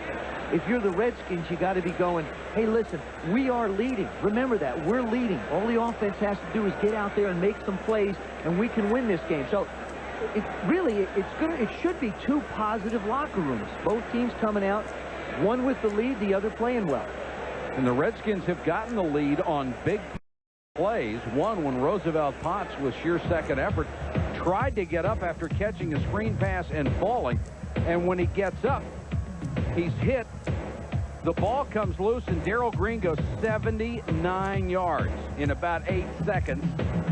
And the Redskins get on the board. And then Clarence Verdun must have lost the ball in the lights, turned around, doinks off his shoulder pad. The Redskins recover and set up their second touchdown. The offense hasn't produced anything, and there is Potts, the young man who turned the ball over once early in the game that led Darrell Green's touchdown return. Howard and Mitchell are deep for the Redskins with 11 seconds to go. And we'll see what Biasucci does with it.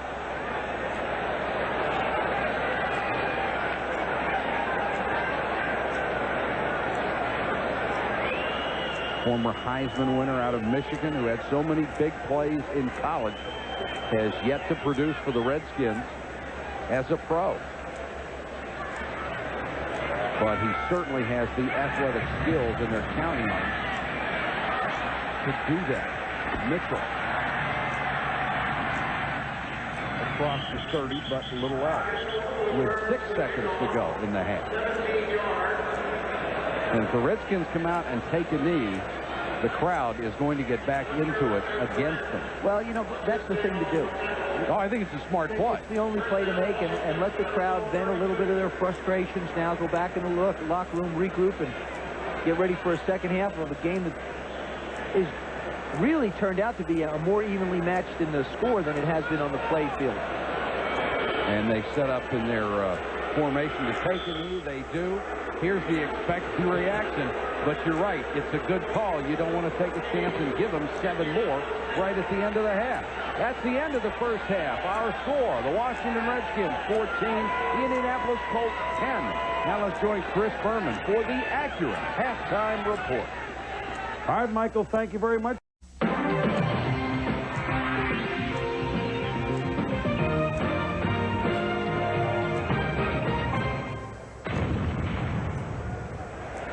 Big game for both teams. The Redskins trying to snap a 6-game losing streak. The Colts trying to get to 4-4.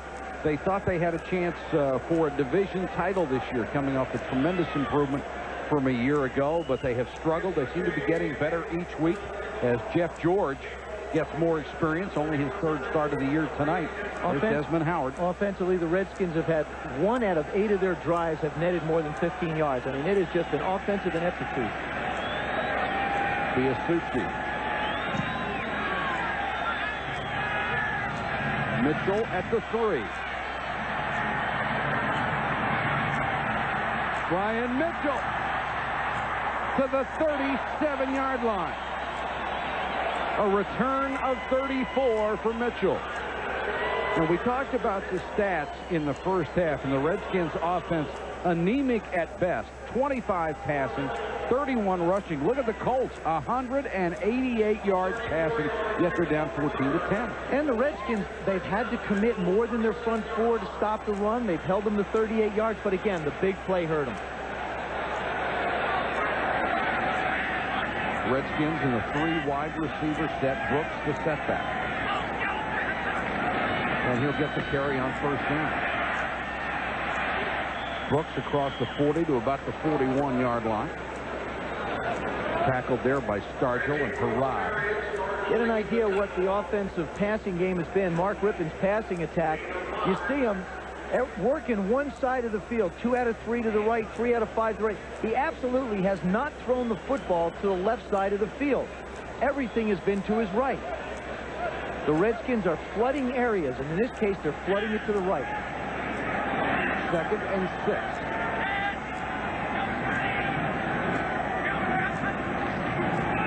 Brooks. And they just can't uncrank the ground game as John Hand makes yet another tackle.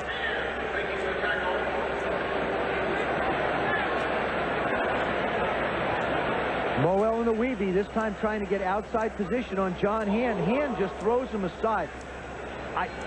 It really is. I think Elanoweeby is trying so hard, and Richie Pettibone talked about his football team. This is a very courageous football team, but a guy on 1.5 legs cannot block a guy on 2. And there's Jim Lachey, their all-pro left tackle, who went down in the first preseason game out for the year with a ligament tear. Rypien throws complete to McGee in Colts territory at the 49. And up and down the line, Joe, that entire Redskin offensive line playing out of position, playing injured, and I think courage was the perfect word that you used.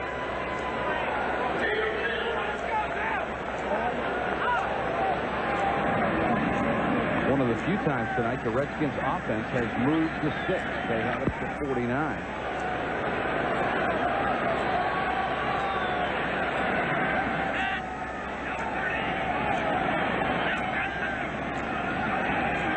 Rypien to throw on first down. Can't find anybody, and he's sacked.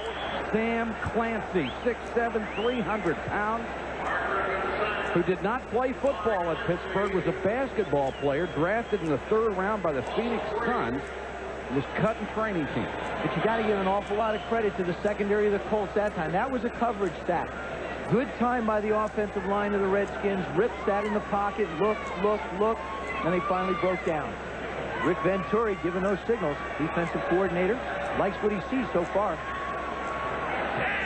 2nd and 13 for the Redskins.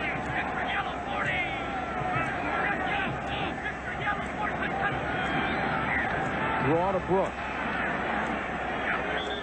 Closed down in a hurry. Got to the 50-yard line where it will be 3rd and 11.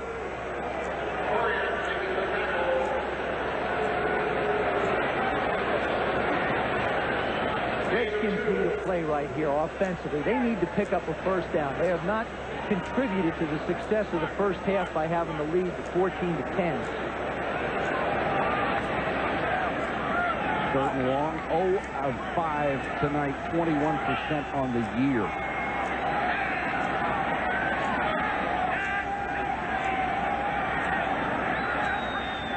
Colts come with a blitz. Stargell off the corner. Rypien got away. Tries to float it for Byner out of bounds.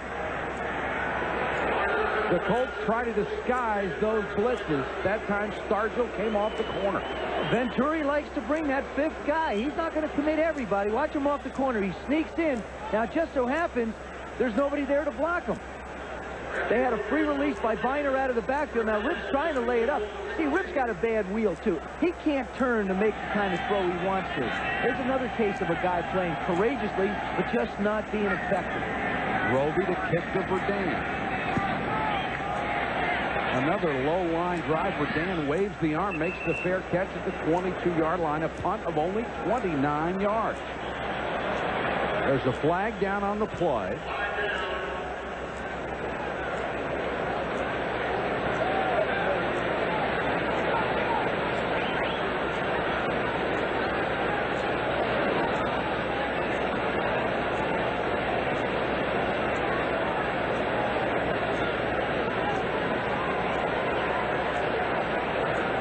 I believe what this is going to be is that he waved.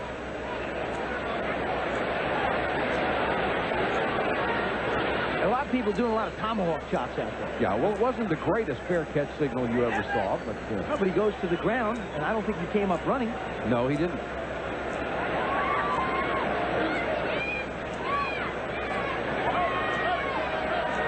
Brad Seeley saying, hey, I saw him wave. We did too. We have an invalid signal, number 83, 5 yards from the spot of the signal. First down. Timeout. Got to have the hand over the head. Oh, yeah, he got it up there. That's horrible. We'll check out the spot of the ball when we come back. 14-10, Jim Hannafin talking to his offensive line troops on the sideline, trying to find a way to keep John Hand out of the backfield. To say we've had some strange things happen in this game is an understatement. Thankfully, we haven't had a skydiver yet.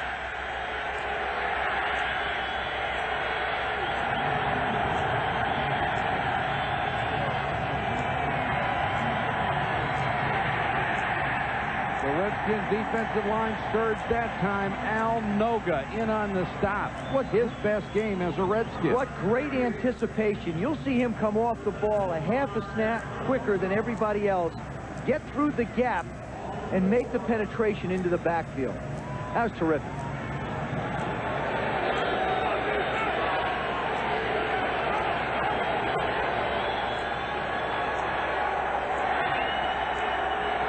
Second and 14 for Jeff George. Potts on the toss. Sylvia got a piece of him, and then Banks put him down. We saw Mark Rypien work one side of the field to his right. Now Jeff George has spread the ball out a lot more. There he is. He's got, there you are. 4 deep opportunities, 5 to the left, or 10 to the left, 7 to the right, some even in the backfield. Jeff George is making the Redskins defend the entire field. 3rd and 14 here. 6 defensive backs on the field. Hot, conservative play, and Noga in on another tackle along with Bobby Wilson. Bobby Wilson playing with a heavy heart tonight.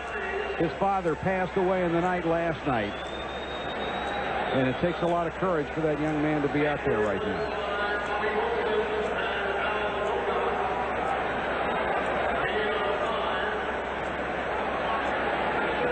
That'll bring up a 4th and 9. And Darrell Green has dropped deep with Brian Mitchell. And now moving up as the short man for Ron Stark. And the Redskins had a chance to block it, and here goes Stark. First down. Lamont Hollandquist came firing through, and a very quick thinking play by Ron Stark. If he punts it, it's stuck, and he takes off and runs for the first down.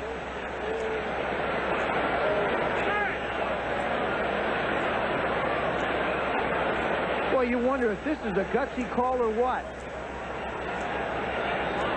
I personally think that is a play call. That's unbelievable. Looked like it, didn't it? Your own end.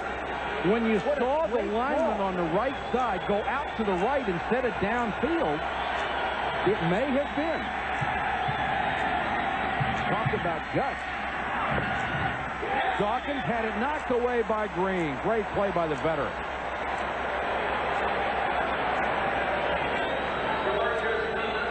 Watch the right part of your screen. Hollenquist coming in. He comes flying in. Nah, that's just heads-up play. That is not a called play. I didn't think Teddy was that much of a gambler. But that's some great heads-up play by Ron Stark. Saved the block, maybe a touchdown, gets the first down. 2nd and 10 here. Clearance for Dan in as a wide receiver. Blitz, and Potts is dumped in the backfield. Palmer, Wilson, and Collins putting the pressure on, and Sterling Palmer, who was a risky draft choice out of Florida State because they said sometimes he took plays off, but a wealth of ability. Number 97, right part of your screen. The Redskins just have too many men coming for the Colts to block. I mean, he's got a lot of speed, great height, and he showed some great athletic ability on that play. Will Wolford talking to us last night about the way they blocked and the fact that they haven't developed as a unit yet. That may have been the result of that on the sack or hitting Potts in the backfield. 3rd and long for George. Pressure. Throws on the run. Alvoid Mays had it right in his hands and couldn't hold it. It was intended for Langhorne, but poorly thrown by Jeff George. You know what's interesting? What you're starting to find out in this game about Jeff George is if he has to move out of the pocket, he does not see the field very well. He loses defensive players, I think, if he gets moving around. He just makes, this is just, I mean, he has a chance to make a throw. He just throws it right into Alvoid Mays' chest, and he can't hold on to it. Mitchell and Green again deep. And Ron Stark hoping he can punt this one on 4th and 15. High sailing kick. Green makes the fair catch, the 43. Punt is 34. No return. 7:44 to go 3rd quarter. The Redskins continue to lead.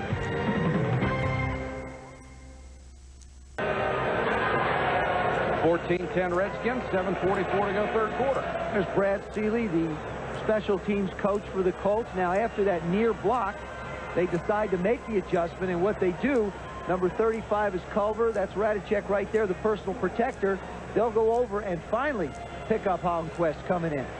Not one guy, but 2 guys to make sure that he is protected with the punt. Excellent field position again for the Redskins. Ricky Irvin's number 32 in for the first time. Tailback is the Redskins' deepest position. Rypien double pump. Goes over the middle to his tight end. That's Ron Middleton. He's gang tackled. Quentin Corey at the first man there, the middle linebacker, along with Jeff Harrod. And that's Tim Johnson being refitted.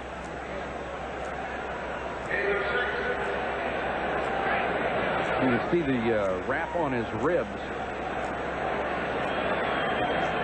Say, this football team is literally held together by tape. There aren't many out there you could say are healthy by a long shot.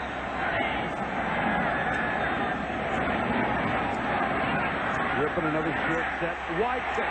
The H-back. The rookie from Maryland running hard. Pushed out of bounds at the 23. Eugene Daniels shoved him out of bounds, but Maryland's all-time leading receiver, who came out as a junior, has an impact. But there's a marker down back across midfield. And back it comes. There may have been a penalty, but you can't take away from the fact that this is one of those young guys that's going to really have to stand up and make some plays. He's got great hands, but the thing that impresses the coaches is he can really run after he catches the ball. And the thing that disappoints the coach is a penalty after a big play. Holding, number 64, offense, 10 yards. Still second down. Mo Elowanibi. Mo Elowanibi has had his hands full tonight with John Hand. There he is right there. Left end of the line of scrimmage. Rocks back. Tries to set himself. He trips, and then he trips him. Middleton in the flat. Dragged down in a hurry by Stargell. People have talked about the Redskin offense, Mike, not being any kind of a vertical passing game. And I have yet to see him throw the ball down the field tonight, but once to Ricky Sanders, I believe in the first quarter. Right. That's the only time they've actually tried to get the ball down the field. If you just send people on straight goes, you have to do it. There you are. 2 tight ends, nothing to the running backs yet. The one to Wycheck was wiped out by the penalty. 3rd and 13. Rypien trying to find somebody and overthrows Sanders. Stargell was right there.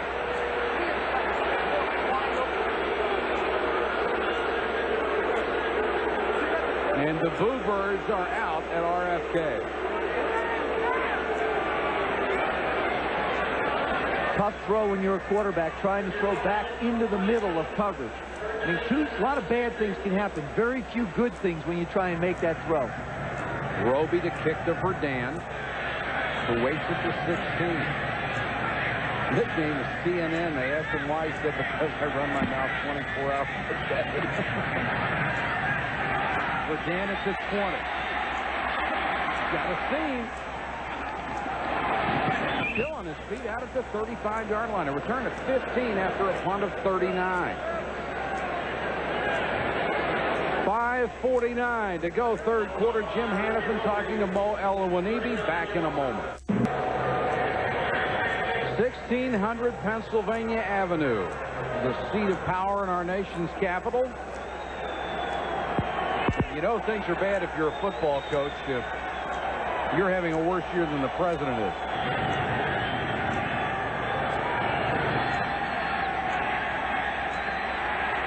George on the run, throws, Potts makes the catch up to the 37-yard line.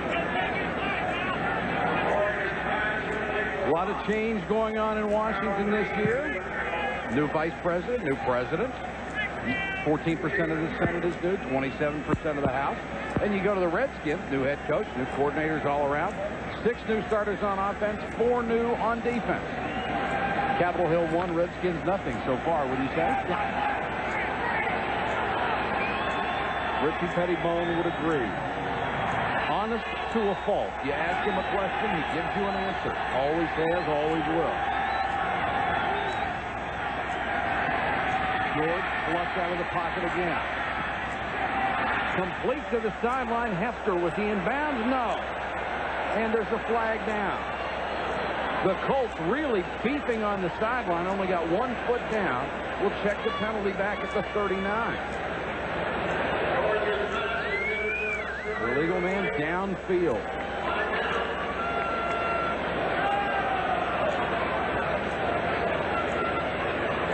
That is such a tough thing for the offensive lineman to figure out when your quarterback's going to break it upfield, when he's going to try and move it down the field. I would think that the Colts in general have to believe that Jeff George will not run down the field, so there's no sense going down and blocking anybody. Number 73 downfield.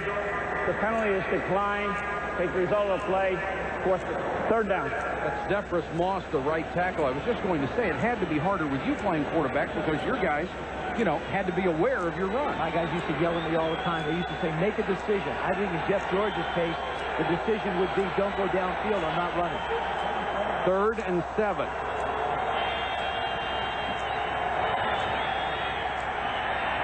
George on a half roll. May have been tipped by Darrell Green, then hit the chest of Sean Dawkins. And Jeff George obviously upset by the result of that one. He said, make the play. That's the second one he's dropped. Darrell Green knocked it away from him. Here they run. He runs a little stop and go, gets by the first guy, plants, comes back, lets the ball hit him right in the chest and doesn't do it. And Jeff George really let him know, you got to make the play. That's something neither teams have done on offense tonight. Single safety this time. Mitchell waiting on start. Short kick. Gets a good bounce for the Colts, however. And will die at the 21-yard line. A punt of 41 with the roll. Low-scoring ball game. 4:38 to go. Third quarter. Back in a moment. That's Theisemann Howard watching from the sideline, the last place he wants to be. The Redskins running a 3-wide receiver offense. The 4th pick in the 92 draft. The Redskins traded up to get that pick. And he has literally had no impact in his professional career, like most rookies who hold out and top draft choices do. His first year was virtually a waste, but nothing has happened here in the second season. Reggie Brooks, the deep man Leon. Rypien throws to Wycheck. Wycheck makes something happen every time he gets the ball. Gain of 14.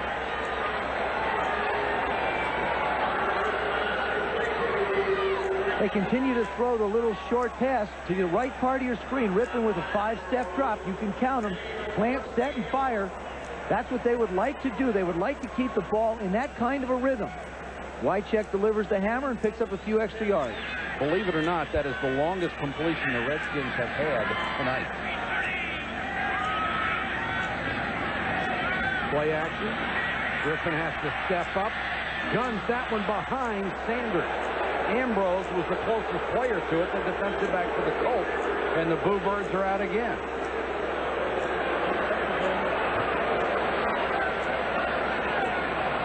The coordination, I guess I'm hard pressed to understand how you can practice all week and the coordination of your passing game at least doesn't have the ball close to where it's supposed to go.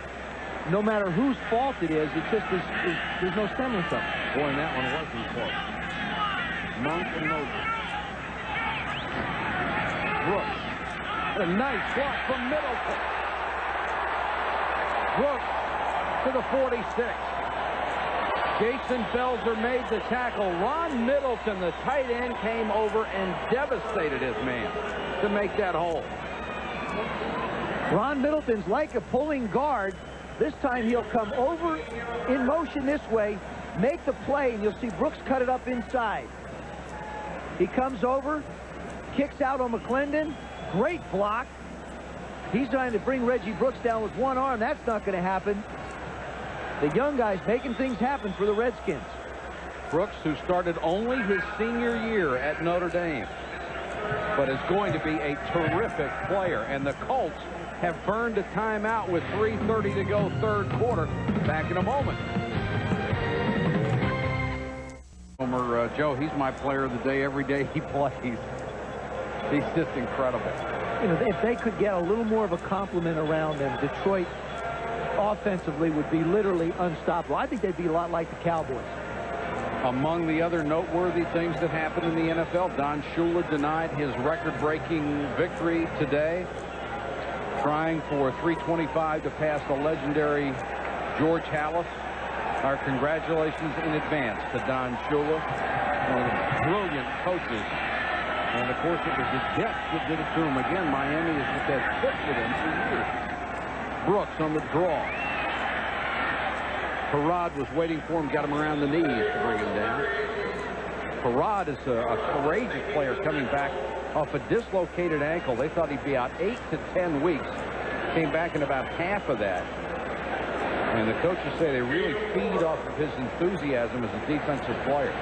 Still wears a brace on that ankle, so his lateral movement is hampered a little bit. And Quentin Corriette, behind Steve Ettman, was a playmaker, but in the middle linebacker position, he's still trying to get comfortable. He hasn't been able to make any big plays. 2nd and 6 for the Redskins, trying to get something going on offense. Monk, end around. Nothing. Nice play by Daniel coming up from the corner. A very aggressive tackler. And the 10-year veteran wasn't fooled. As soon as you say the guy's not anticipating, watch number 55. He's going to start moving right on the snap of the ball. He's going to take his key and take off to the right. There he is. He's moving away. He doesn't even look at Rypien. He reads his key, gets out there, forces the play.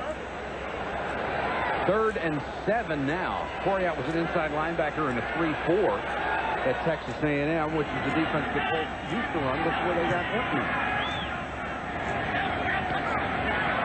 Comes the blitz. Rypien with time. McGee to the 1.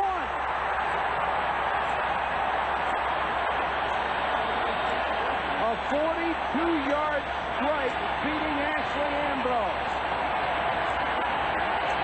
It's a good call by Rod Dallauer, the offensive coordinator, anticipating the single coverage. He gets it against Tim McGee. Right here. Rypien's going to sprint out. McGee's going to make the move and just go right up the field. They've got the coverage they want. He moves away from the blitz, steps, throws. Ball's put outside perfectly away from the defensive back.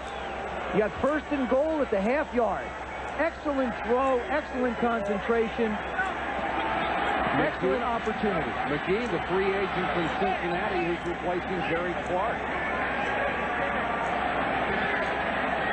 Boy, after struggling so much, that's got to feel good. I'll tell you, as a quarterback, it does.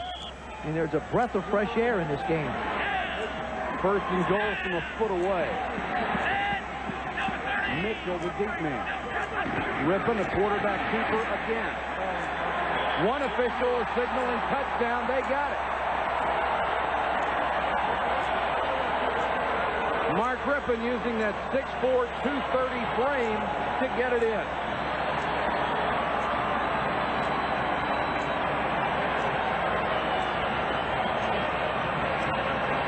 Remember, the only thing that has to get in the end zone is the ball.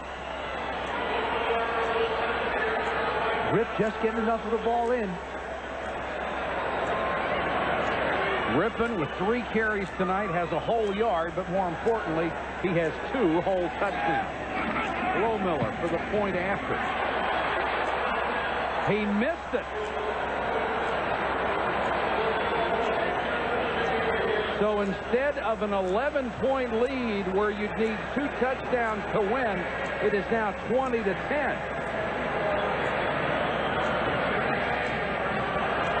Now, Pat Eilers is the holder, and he has only done it for a very short period of time. There's the spot. There's the ball. There's the hold. It's not the holder. It's definitely the kicker.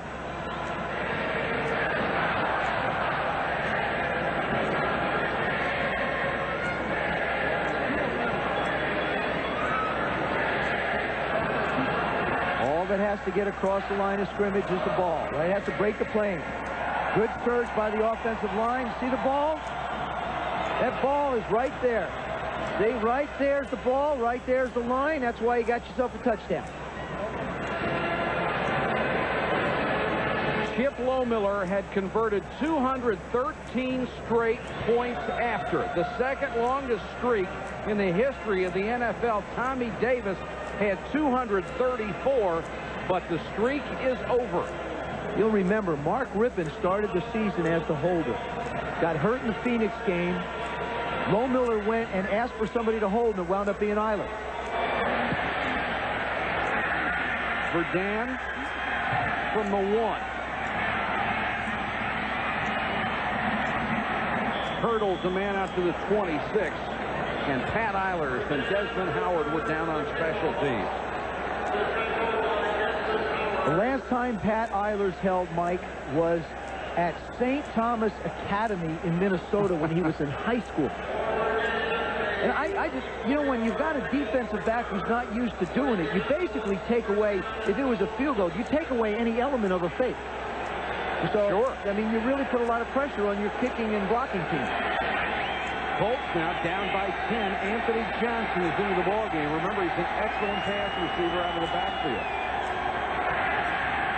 George looking his way and hits him out to the 34-yard line. The Colts used him a great deal early in the season until people started covering him with a defensive back, and he became ineffective. Against the linebacker, he's tough to cover. Colts going with a no-huddle offense, not giving the Redskins a chance to substitute. On 2nd and 1, they've got the first down. Johnson makes the catch again out to the 41. And, of course, Ted Marchibroda, famous for this in his previous job as offensive coordinator with the Bills. And when we talked to him last night, they did not anticipate the no huddle, but certainly Jeff George is capable of doing it, and he's executing it right now. And it prevents the Redskins from getting the 6 DBs on the field against this personnel. This one's incomplete. Intended for the tight end, Kerry Cash, who hasn't caught a ball tonight. Now the Redskins run the extra players on. What happens there, Mike, is what they try and do is, here's a tight end. Now they've got the 3 receivers up here. They try and get the Redskins to think that way and then come back down low to get it to the tight end, who's the uncovered man. Good. Well, he just slipped. That's what happened there. George, 19 out of 32, 206 yards. Now make it 20 completions. As Johnson makes the catch near midfield, he'll be about 3 yards shy of a first down. 5th pass completion to Anthony Johnson, the 4-year man out of Notre Dame. Clock running down here in the 3rd quarter. 16 seconds to go.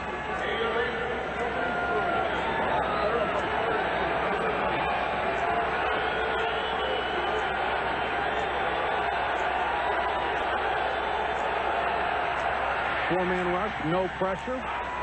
Completed pass to the 40-yard line. Jesse Hester in front of Tom Carter. It will be a first down for the Colts. It's also the end of the 3rd quarter. Our score from RFK, the Redskins 20, the Colts 10. David Brinkley, one of the guests of Mr. Cook tonight here at RFK. And you look up in Mr. Cook's booth week after week, and the who's who of media and power in the nation's capital. Ted Marchibroda acknowledged what a huge game this is for his ball club. If they can get to 4-4, then they can think about some other things down the road, like getting into the playoffs, continuing to develop their squad. But you've got to get to 500 first. Right now, they need 2 scores. 1st and 10. The Redskin 40 for Jeff George. Blitz. George throws off the back foot. Incomplete. Darrell Green with the coverage on Jesse Hester. There was another one of those passes that he likes to throw.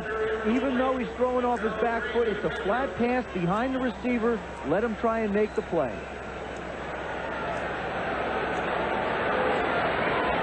Top of your screen, number 28 up against number 84. Now this ball is thrown. Darrell's not looking. Ball's thrown quick. Hester can't make it. Another blitz. George with time. Incomplete. Collins with the coverage on Johnson. Andre Collins, another player who was hurt earlier in the year for the Redskins, and they think he is their best linebacker. He was the guy who was going to fill the shoes of Wilbur Marshall. He was going to be that wreak havoc in the backfield linebacker. Carl Banks was going to play over the tight end. Not a real mobile guy in space, but was going to give him a solid run stopper over the tight end. Now, the other thing about Andre Collins, he never comes off the field. He's out there on every play. Colts have only converted 1 out of 8 3rd and long situations tonight. They face 3rd and 10. Another blitz. Collins. Right up the gut.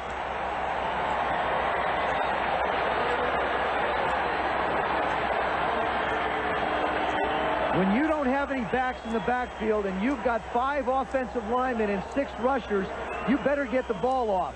And in this case, Jeff George does not, and Andre Collins eats him. There's no back to pick up.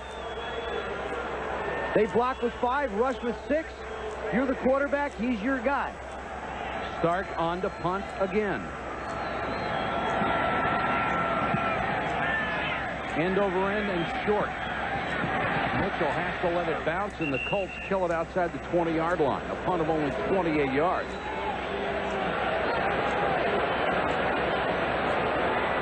You know, Mike, that's a nice call by Richie Pettibone. If the Colts don't have any backs back there and you rush more guys than they have up front, If you can get to him, the sack's going to happen. If he gets away, you're going to wind up giving up another big play. That time, it worked in Richie's favor.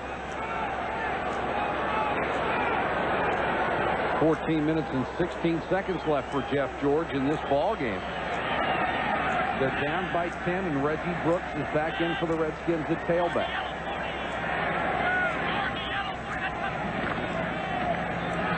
John Hand waiting for him. Gain of maybe 1. John Hand is having a career in this ball game, and one of the Redskins is hurt, something they have feared all night long. And it's Mo Elwanibi, the left tackle, who came in hurt, as did Jeff Bostic and Raleigh McKenzie. You'll see him come in from the right part of your screen right here. He's just going to come in and make the play like he has all night. He just squares up. Nobody really blocks him.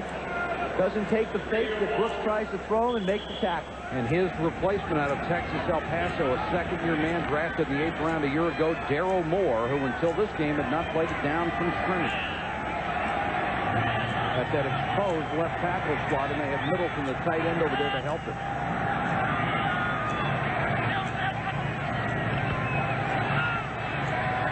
Rypien throws to the other side, the short completion. Theisemann Howard pick up about 4. One thing about those short pass patterns, if you don't have receivers breaking tackles, you don't get any big plays. No, you don't. And, you know, they're the kind of ones you want to run on 1st and 10, Mike, not on 2nd and 3rd down. For instance, in this case, you could run it again because you got 3rd and 3. But that's really designed to substitute for a run on 1st and 10. Elwanibi is back in to face John Hand at that left tackle slot.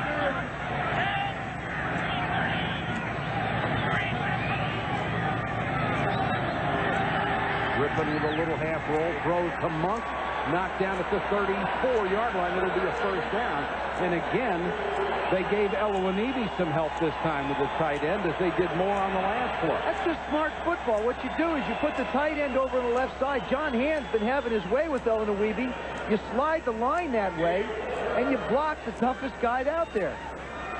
And then if you need a play, you go to the guy who's been making them for you all those years, Art Monk. Nice catch, knows exactly where the 1st down marker is. 1st down, Redskins. Eugene Daniel was in on the tackle, but it's a 1st down, Washington. Brooks. Hit in the backfield. He'll lose a couple. Parad, Bickett, and Coriat all there, the entire linebacking core. It looks like Rick Venturi and the Colt defense have just made their mind up that they're not going to allow the Redskins to run the football. They're going to make Rypien throw the ball. And except for one play tonight, they've been very effective shutting down the Redskin offense. And look at the yardage, less than half of their season's average.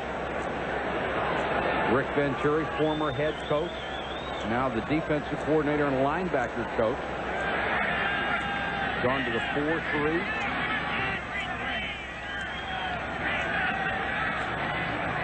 Second and 9, Rypien the screen to Brooks. Blockers in front. Brooks has a chance and fights his way inside the 25-yard line. Jason Belcher got a free ride for about 15 yards.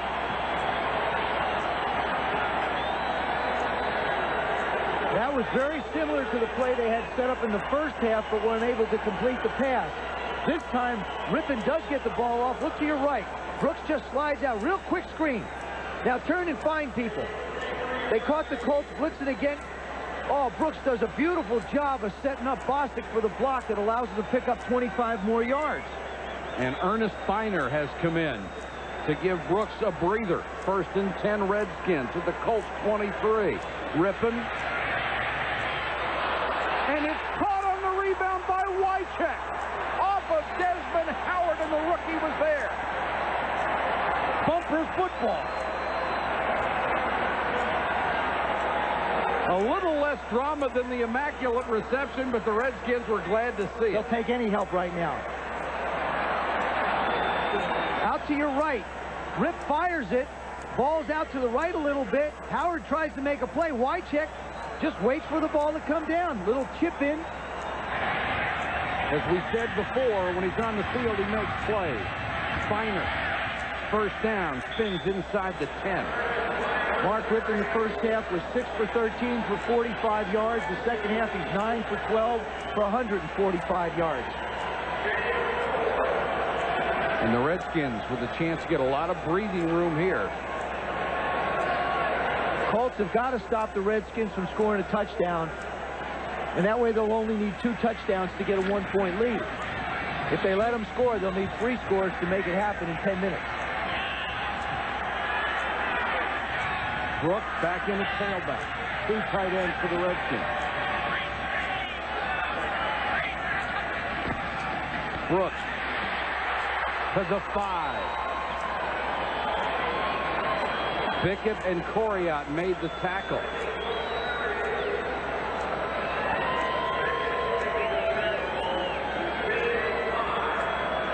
One of the few bright spots for the Redskins this year. Once they get inside the 20, they've done a great job at getting it in the end zone. 12 touchdowns out of 17 tries. Tonight, they are 2 for 2 in that category.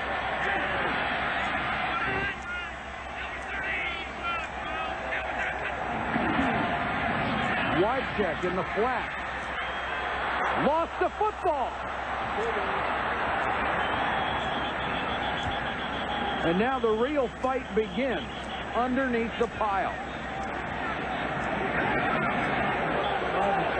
Wycheck was surrounded by 4 Colts. And the indication is the Redskins got it back. Wycheck must be as strong as an ox if he got that one back. He's athletic, he's agile, and he must be strong too.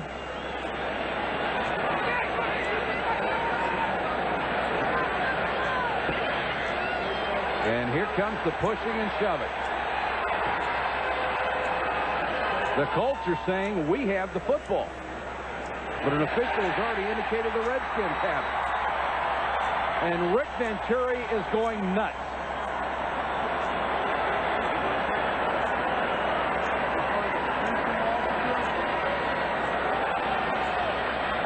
Football is recovered by Washington. Is their ball. 3rd down. 3rd and goal. Washington ball. Rypien fires it out to the flat to Wycheck. He gets popped real good on the corner by Ashley Ambrose. There's the ball on the ground. Now who's got it? Where is it? It's in a mess. I don't know. Wycheck wound up with it. Rypien for Howard. Out of bounds. Tried to drag the toes. Laid out for it. Would have been shades of the Heisman season at Michigan. Just getting a little better every week. Right part of your screen. Rip hangs up the corner. Theisemann lays out. Just can't get both toes in. Venturi with a little body English helping it out. Lohmiller will come on for a 24-yard field goal attempt out of Eiler's hole. And he got it. Well, the Redskins had a chance to maybe put it away. Instead, they extend their lead to 13.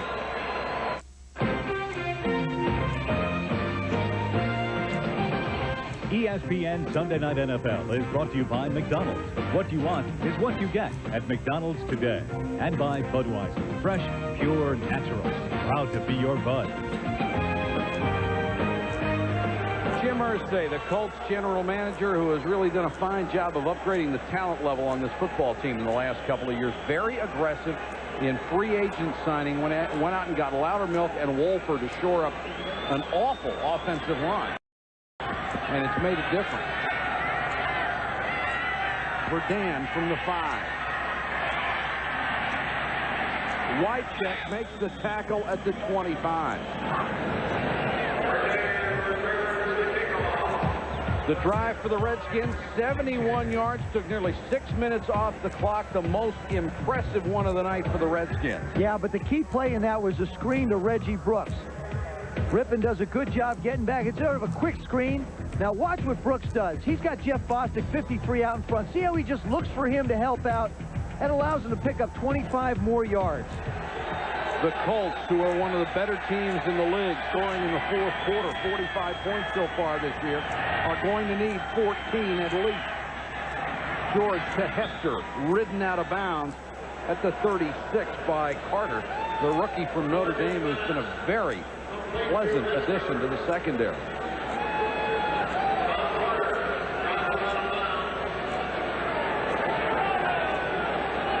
It's interesting. Tom Carter said the biggest difference in this game is the quarterbacks, their ability to get the ball in. Noga trying to put pressure on. Hester, same pattern, same result. Maybe a yard short of a first down.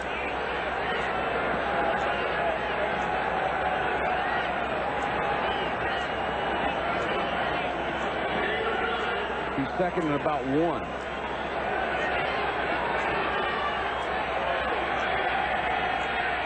They remain in the shotgun. 4-man rush. George can't find anybody. Now does. Johnson, and he dives for the first down and has it at the Colts 47-yard line. Just like this has seemed like a football game that has two separate heads going. You know, first quarter nothing, second quarter something. The Colts have come out. Potts has not played much at all in the second half. The running back. They've gone to Johnson, the passing back, and they've opened up their attack. 7.5 minutes left. Twice this year, the Colts have scored 14 in the fourth quarter. George with time, and look at Darrell Green. Brilliant closing speed to get right on top of Sean Coughlin.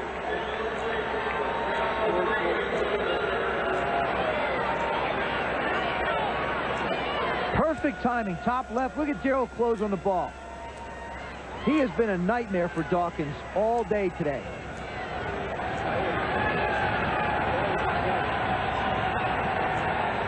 Second and 10 for the Colts. 4-man rush. Flag is down. The pass complete to Johnson. What a catch. Collins was all over him. Marker down.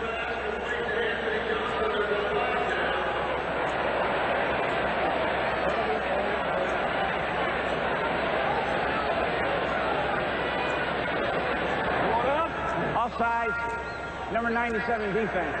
Lined up in the neutral zone. The penalty is declined. Result of play is a first down. Sterling Palmer was the man offside, but what a catch. What a great job by George. Looking downfield, scramble, doesn't really know where to go, and then just lays it up. Terrific concentration. Look at that. Collins actually has his arm in between he and the ball. George with the short stuff again to Hester. Double team, dragged out of bounds. Gained about 3. Coleman and Carter made the tackle. They continue to work the right side. I mean, they've got Darrell Green on Dawkins. You've got an all-pro on a rookie. You may as well go to Hester against the rookie. That's what they're doing.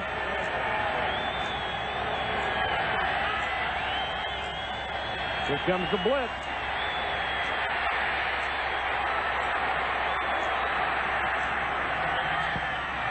To the sideline, an incomplete Cash nearly made the catch at the 14-yard line. Monty Coleman back in coverage, and George is running for his life. Jeff George has got such incredible confidence in his arm. He scrambles out and throws the ball 35 yards downfield on a rope. Now, he does a great job of turning his hips, but this ball is muscled. And look at the touch. It's almost a perfect pass. And Monty Coleman just got a finger on it.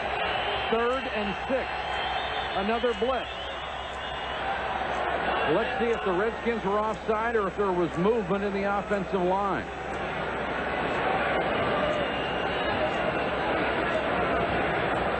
False start. Number 69 offense. 5 yards. Moving prior to the snap. 3rd down. That'll make it 3rd and 11. That's Randy Dixon. Let me ask you, Joe, looking ahead of play, if they don't get the first down here, are you in 4th down territory needing 2 scores? Yes, you are. As a matter of fact, I wouldn't be opposed to trying to complete a 7-8 yard pass, come up 4th down and 3 or 4, and then let Johnson work one-on-one to pick up the first down. They're going to have to go on 4th down if they get there. Redskins show a three-man rush.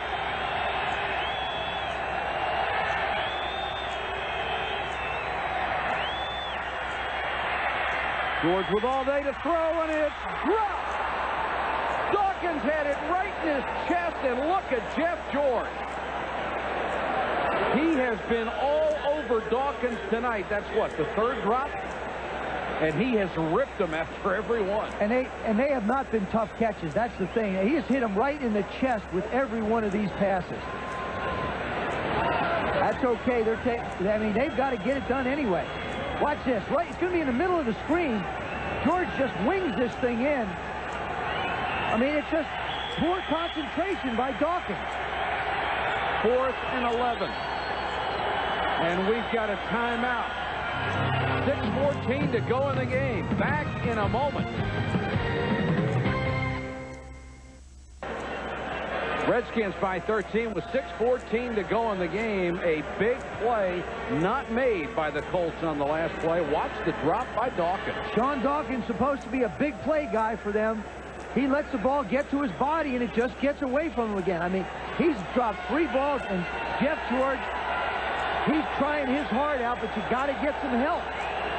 I think Jeff George just crossed him off his Christmas card list. 4th and 11. Blitz. The sack.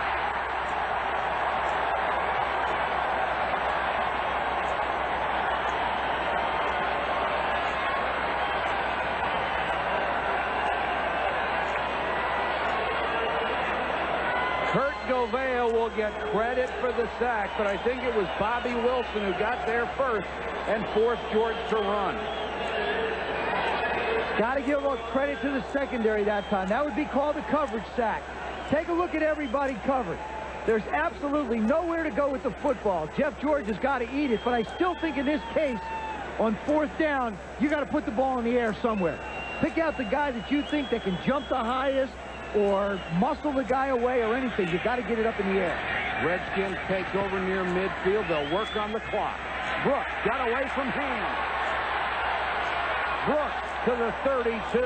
The Colts trying to tackle the football.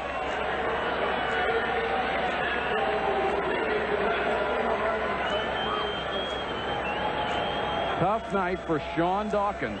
Sean Dawkins is going to be an excellent receiver for the Indianapolis Colts, but he hasn't been tonight. And Jeff George is upset, and he has every right to. All you can do is put it out there. Guys have to make plays.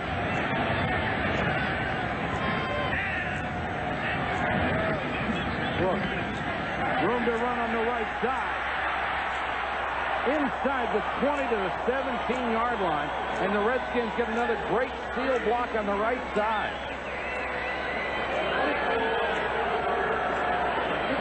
Brooks, 20 carries, 99 yards. Right side of the line, Redskins just absolutely collapse it up top. Wycheck with an excellent block. Brown, 67, with an excellent block. Brown is playing that tackle spot because Ed Simmons went down last week. He's gone for a month. 4:49 left in the game. Redskins trying to put it away. Play action. Wycheck. Ambrose knocks him out of bounds, but it looked like he got another first down. An impressive second-half performance by Frank Wycheck. This guy catches everything he catches. It's so smooth. I mean, you saw how Dawkins was fighting the ball on his catch. Watch Wycheck. He's out of the backfield.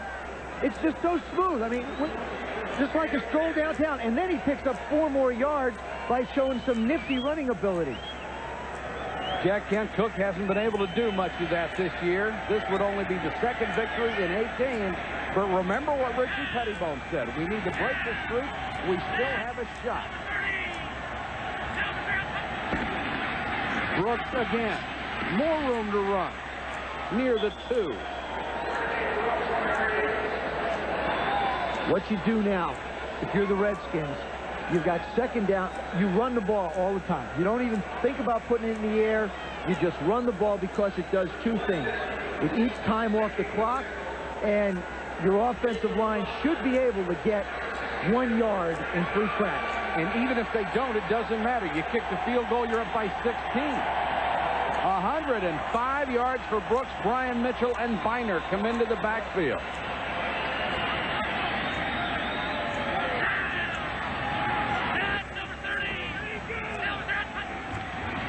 Mitchell. Touchdown.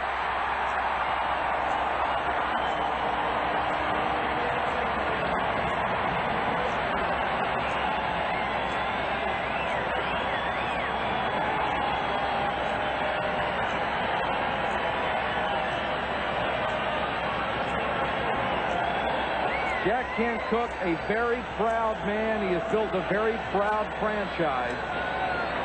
And smiles all around. Yeah. That was a version of the counter trap.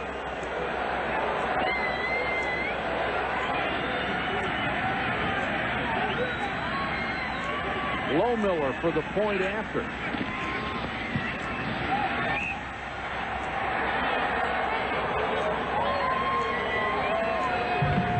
Brian Mitchell hasn't played much tonight, but this is a big play for him and the Skins.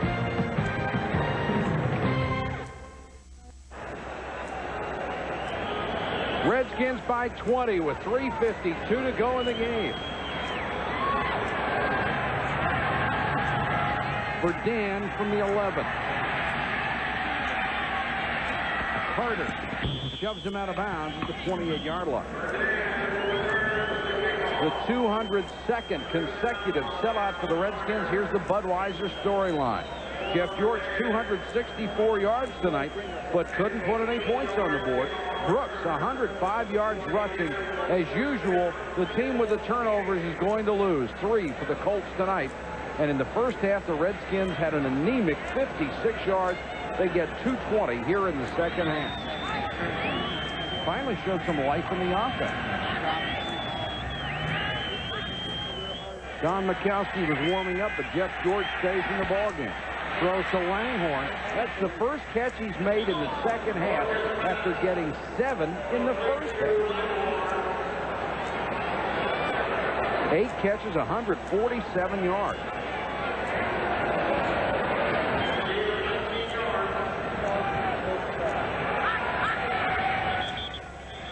And they'll whistle this one dead. Either Charles Mann got off early or Zafros Moss moved. False start. Number 74 offense. Moving prior to the snap. 5-yard penalty. Still first down. That's Schultz, the right guard. One of those statistics that just jumps at you is turnovers. Here you see turnovers. If you don't turn the ball over, the record's 21-2 this year in the league. 1 turnover, 39-13, 2, 28-33.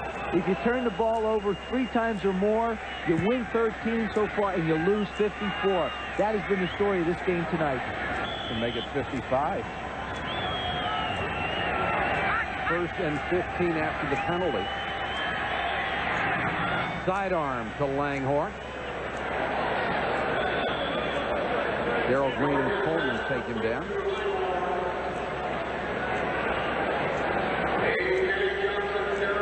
The important thing for the Colts now is to get some kind of a score.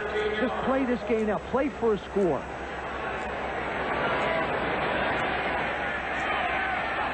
George throws underneath. Langhorne again. We asked Langhorne about the fine on Chuck Cecil and defensive backs making big hits on receivers, and he said, I'm not concerned about those fines. I'm concerned about the $6,000 I've been fined for having my socks come down or having a towel when it's raining. See, those are the fines that are killing me.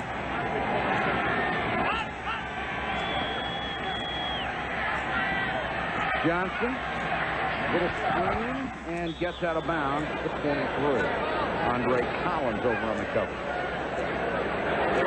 Why do you feel it's important to get the score now? Just you got a game next week and the week after that? Yeah, but you see, going into next week game, if you score here, you leave here with at least a positive feeling that you haven't dropped the ball, you haven't thrown an incompletion, you haven't thrown an interception, you got yourself some points on the board. It's something to build on. You're always looking for something positive to build on in the game. Sean Dawkins is not in there now. Aaron Kotz is the third wide receiver. This one's batted up in the air. Darrell Green came away and knocked it loose again. So people concentrate on his speed. He is far more than speed. He's an exceptional cornerback. This is the best year that he has had in 3 years. He talked about looking at both the quarterback and the wide receiver. See his eyes? They're looking this way. Here's the receiver back here. He's got that pick. That just bounced off his arm. 3rd and 5. George toward the end zone and tipped away by A.J. Johnson. Intended for Clarence Verdun.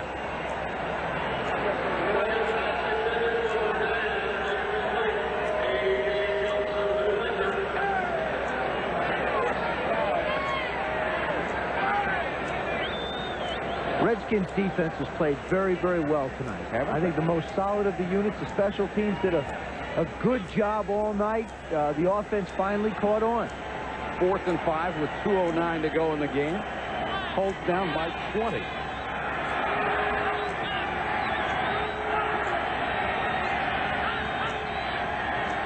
Comes the blitz. George has the first down. Hester inside the 15-yard line. Green on the stop, and we have reached the 2-minute warning here at RFK.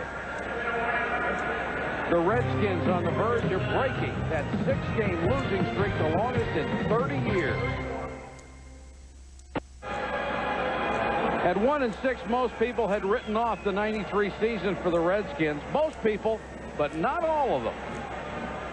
I think, and I think we all believe that we're very capable of going on a streak the other way. You know, a lot of people would like to write this season off, but I'm convinced that I know 9-7 is going to get in the playoffs.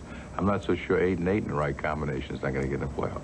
And I think once we get our first one under our belt, I think we're capable of doing it. That's the thing about Richie Pettibone's honesty. I don't know if there are many coaches anywhere in football who would be 1-6 in this league, playing as poorly as they have, beaten up as they are, and say, hey, we got a chance to make the playoffs. Colts 1st and 10 at the 14-yard line.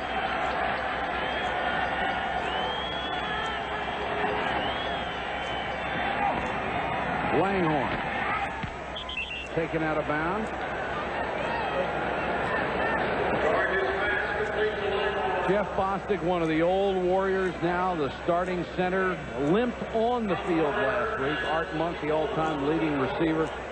Joe, there's some guys on this team who have shown, like Monty Coleman, a lot of class, a lot of character for a lot of years. And a lot of courage. A lot of them are playing Nick. Darrell Green's having the best year he's had in the last 3 or 4. Came in with a great attitude and really providing a lot of leadership for these young guys. This is a team in transition. George trying to get the Colts on the board one more time.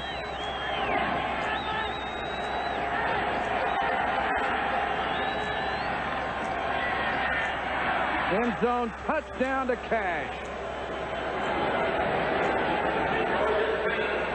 Only the 2nd receiving touchdown of the year for Kerry Cash, and Joe, the Colts got exactly what you said they needed. And they ran a very efficient 2-minute drill from a no-huddle offense, something they have not done much all year. Now they had a chance to break it out. It became a very productive part of the game for them.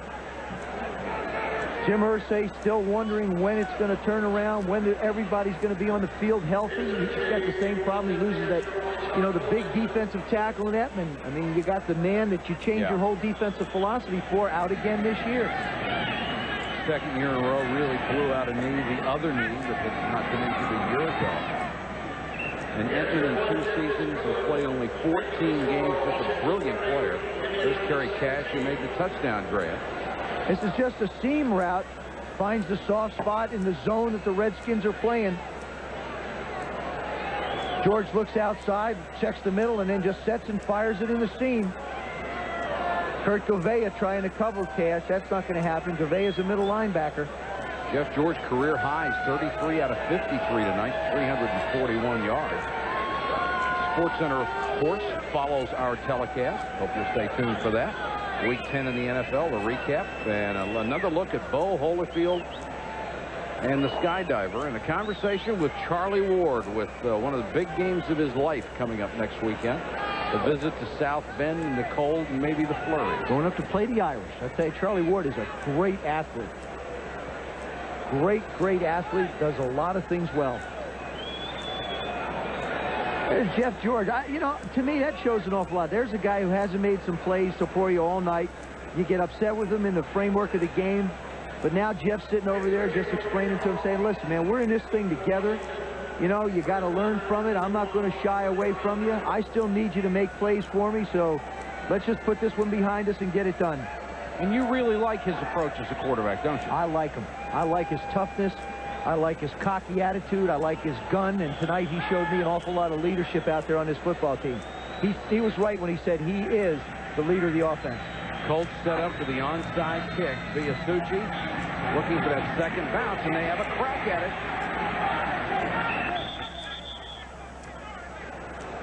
No signal yet. Now they start pulling people off the pile. Colts ball. So the onside kick worked. The Redskins tried it early, nearly worked. This ball takes a great bounce for the Colts.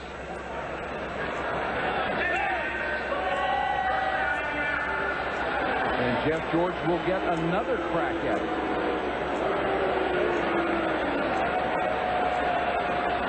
And now tempers flaring again. Viner and Langhorne. There's a flag down on the play.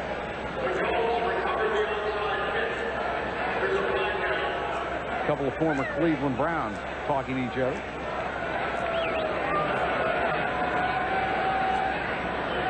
And let's see what the officials have sorted out.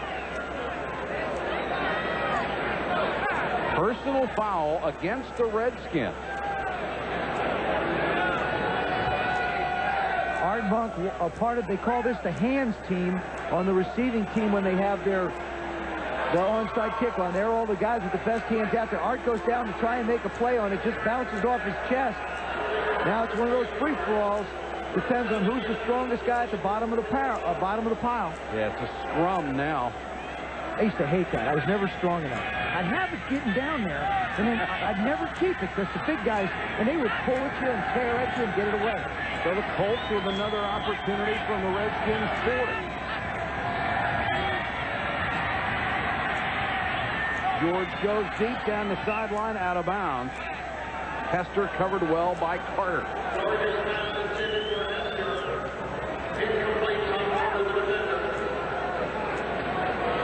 Colts with only one timeout remaining. And you know if they can score, you'll see the onside kick again. I'll tell you, if they score and they get an onside kick, you're going to see one Richie Pettibone get real upset and one Ted Marchabroda right there start to get a whole lot of fire. Not that he doesn't have it still.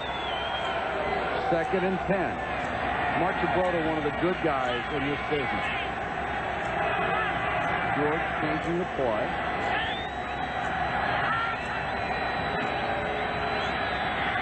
Four-man rush. Complete to Johnson. Hit immediately and taken down by A.J. Johnson. Yeah, I think when you're running a 2-minute offense, which they're in now, which is different than the hurry-up, you already pre-call plays. You just run 2 plays, get up there, yell out 2 plays, make them the same. Throw to different people if you want, but make them the same. Anthony Johnson with 9 catches out of the backfield, 3rd and 4. Johnson open again, instead over the middle, complete. Langhorne to the 17, 18-yard line. Al Boyd made the tackle. 1:06 to go. And the Colts used their last timeout. Well, all the people that started to leave RFK have turned around and come back. Have stopped. See if they can find their seats again.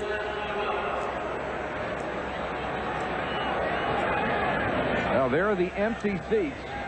I tell you, there weren't many at the beginning of this game, which is a tribute to the fans in this city. Of course, Mr. Cook is not going to leave. That hug that he gave his wife, he says, I don't know now. I mean, we were excited before. Both of them, both Marlena and Mr. Cook, looking and wondering. It's sort of like Red Auerbach cigar. You can't light it too early.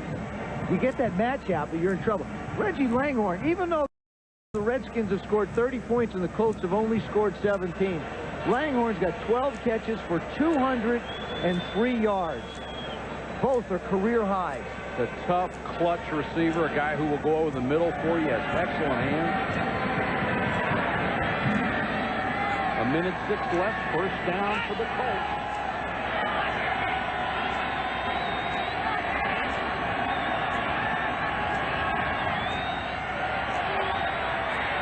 George under pressure. Still has time. Now he'll run and get out of bounds.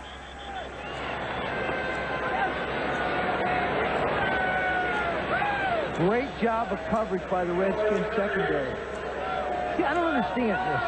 You're moving the ball. You're in the shotgun. You're moving the ball. You're in the shotgun. You're moving the ball.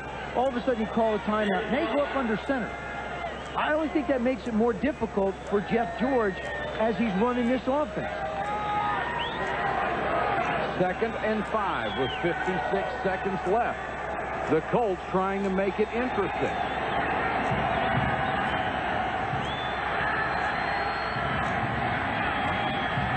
George forced out of the pocket again. Johnson. Tough shot, breaks the tackle, dives the 1-foot line. Clock running. Now Jeff George has got to get to the line and ground the ball. That's what Ted Marchibroda is saying. Get up and ground it. Hurry up, get up and ground it. And George doesn't see the signal from the sideline. He's trying to set up a play.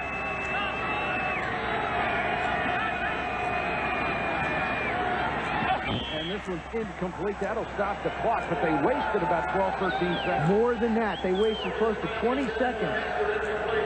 He's trying to make a play. I'll tell you, 3 or 4 more games down the road, I don't think he does that. I think he gets to the line of scrimmage. I think he grounds the ball.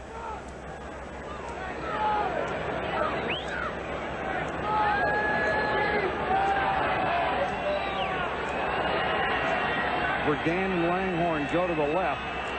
Hester to the right.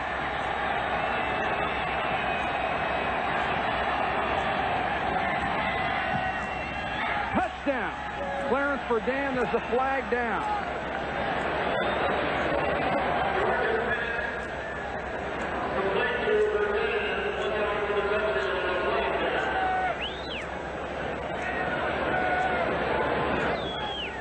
Going to call pass interference against the Redskins. Pass interference. Number 25 defense in the end zone. The penalty is declined. Result of play is a touchdown. That's Tom Carter. And Richie Pettibone, as you predicted, is getting upset. 19 seconds to go. Biasucci for the point after would cut the lead to 6. And they'll try the onside kick again.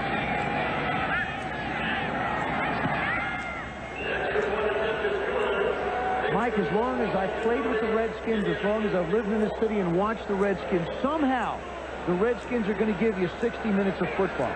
Some way, shape, or form. They're either going to score 100 points and give you 60, or they're going to get a lead and let it creep away. This is a quick post, top left of your screen, number 83, Clarence Verdane. Just runs the post on Carter. Carter can't stop him. Winds up with the 6. The numbers on Jeff George now, 37 of 59, both career highs. 376 yards, a career high. 3 touchdowns, ties a career high. But then he goes right back over after he throws touchdowns to his veteran receivers. He goes right back over, sits next to Sean Dawkins, and continues a dialogue and conversation with him. He really wants him not to get down. He's got the ice bag on a hyperextended left knee. The Colts have scored 14 points in the last 131, and they will set up for the onside kick again. You really think so? Yeah. There's your hands. It's called the hands team. This is the receiving team that's out there for onside kicks. It's Monk, McGee, Eilers, everybody that touches a ball a lot. Your receivers, your defensive backs, Monty Coleman, just because he's got great hands. Colts now have 405 yards in total offense. That's the 4th time this year the Redskins have allowed more than 400 yards.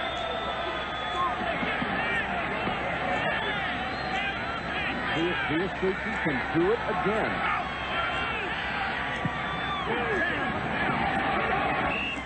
and the Redskins cover. Andre Collins got the football. And it looks like the Redskins have preserved the win after being scared out of their wits, leading 30-10 and watching the Colts get 14. And Mr. Cook, I think it's time for another hug. This is a counter hug. This is like the hug you can put in the bank. And Jim Irsay, all he can do is sit and look at a football team that's improving.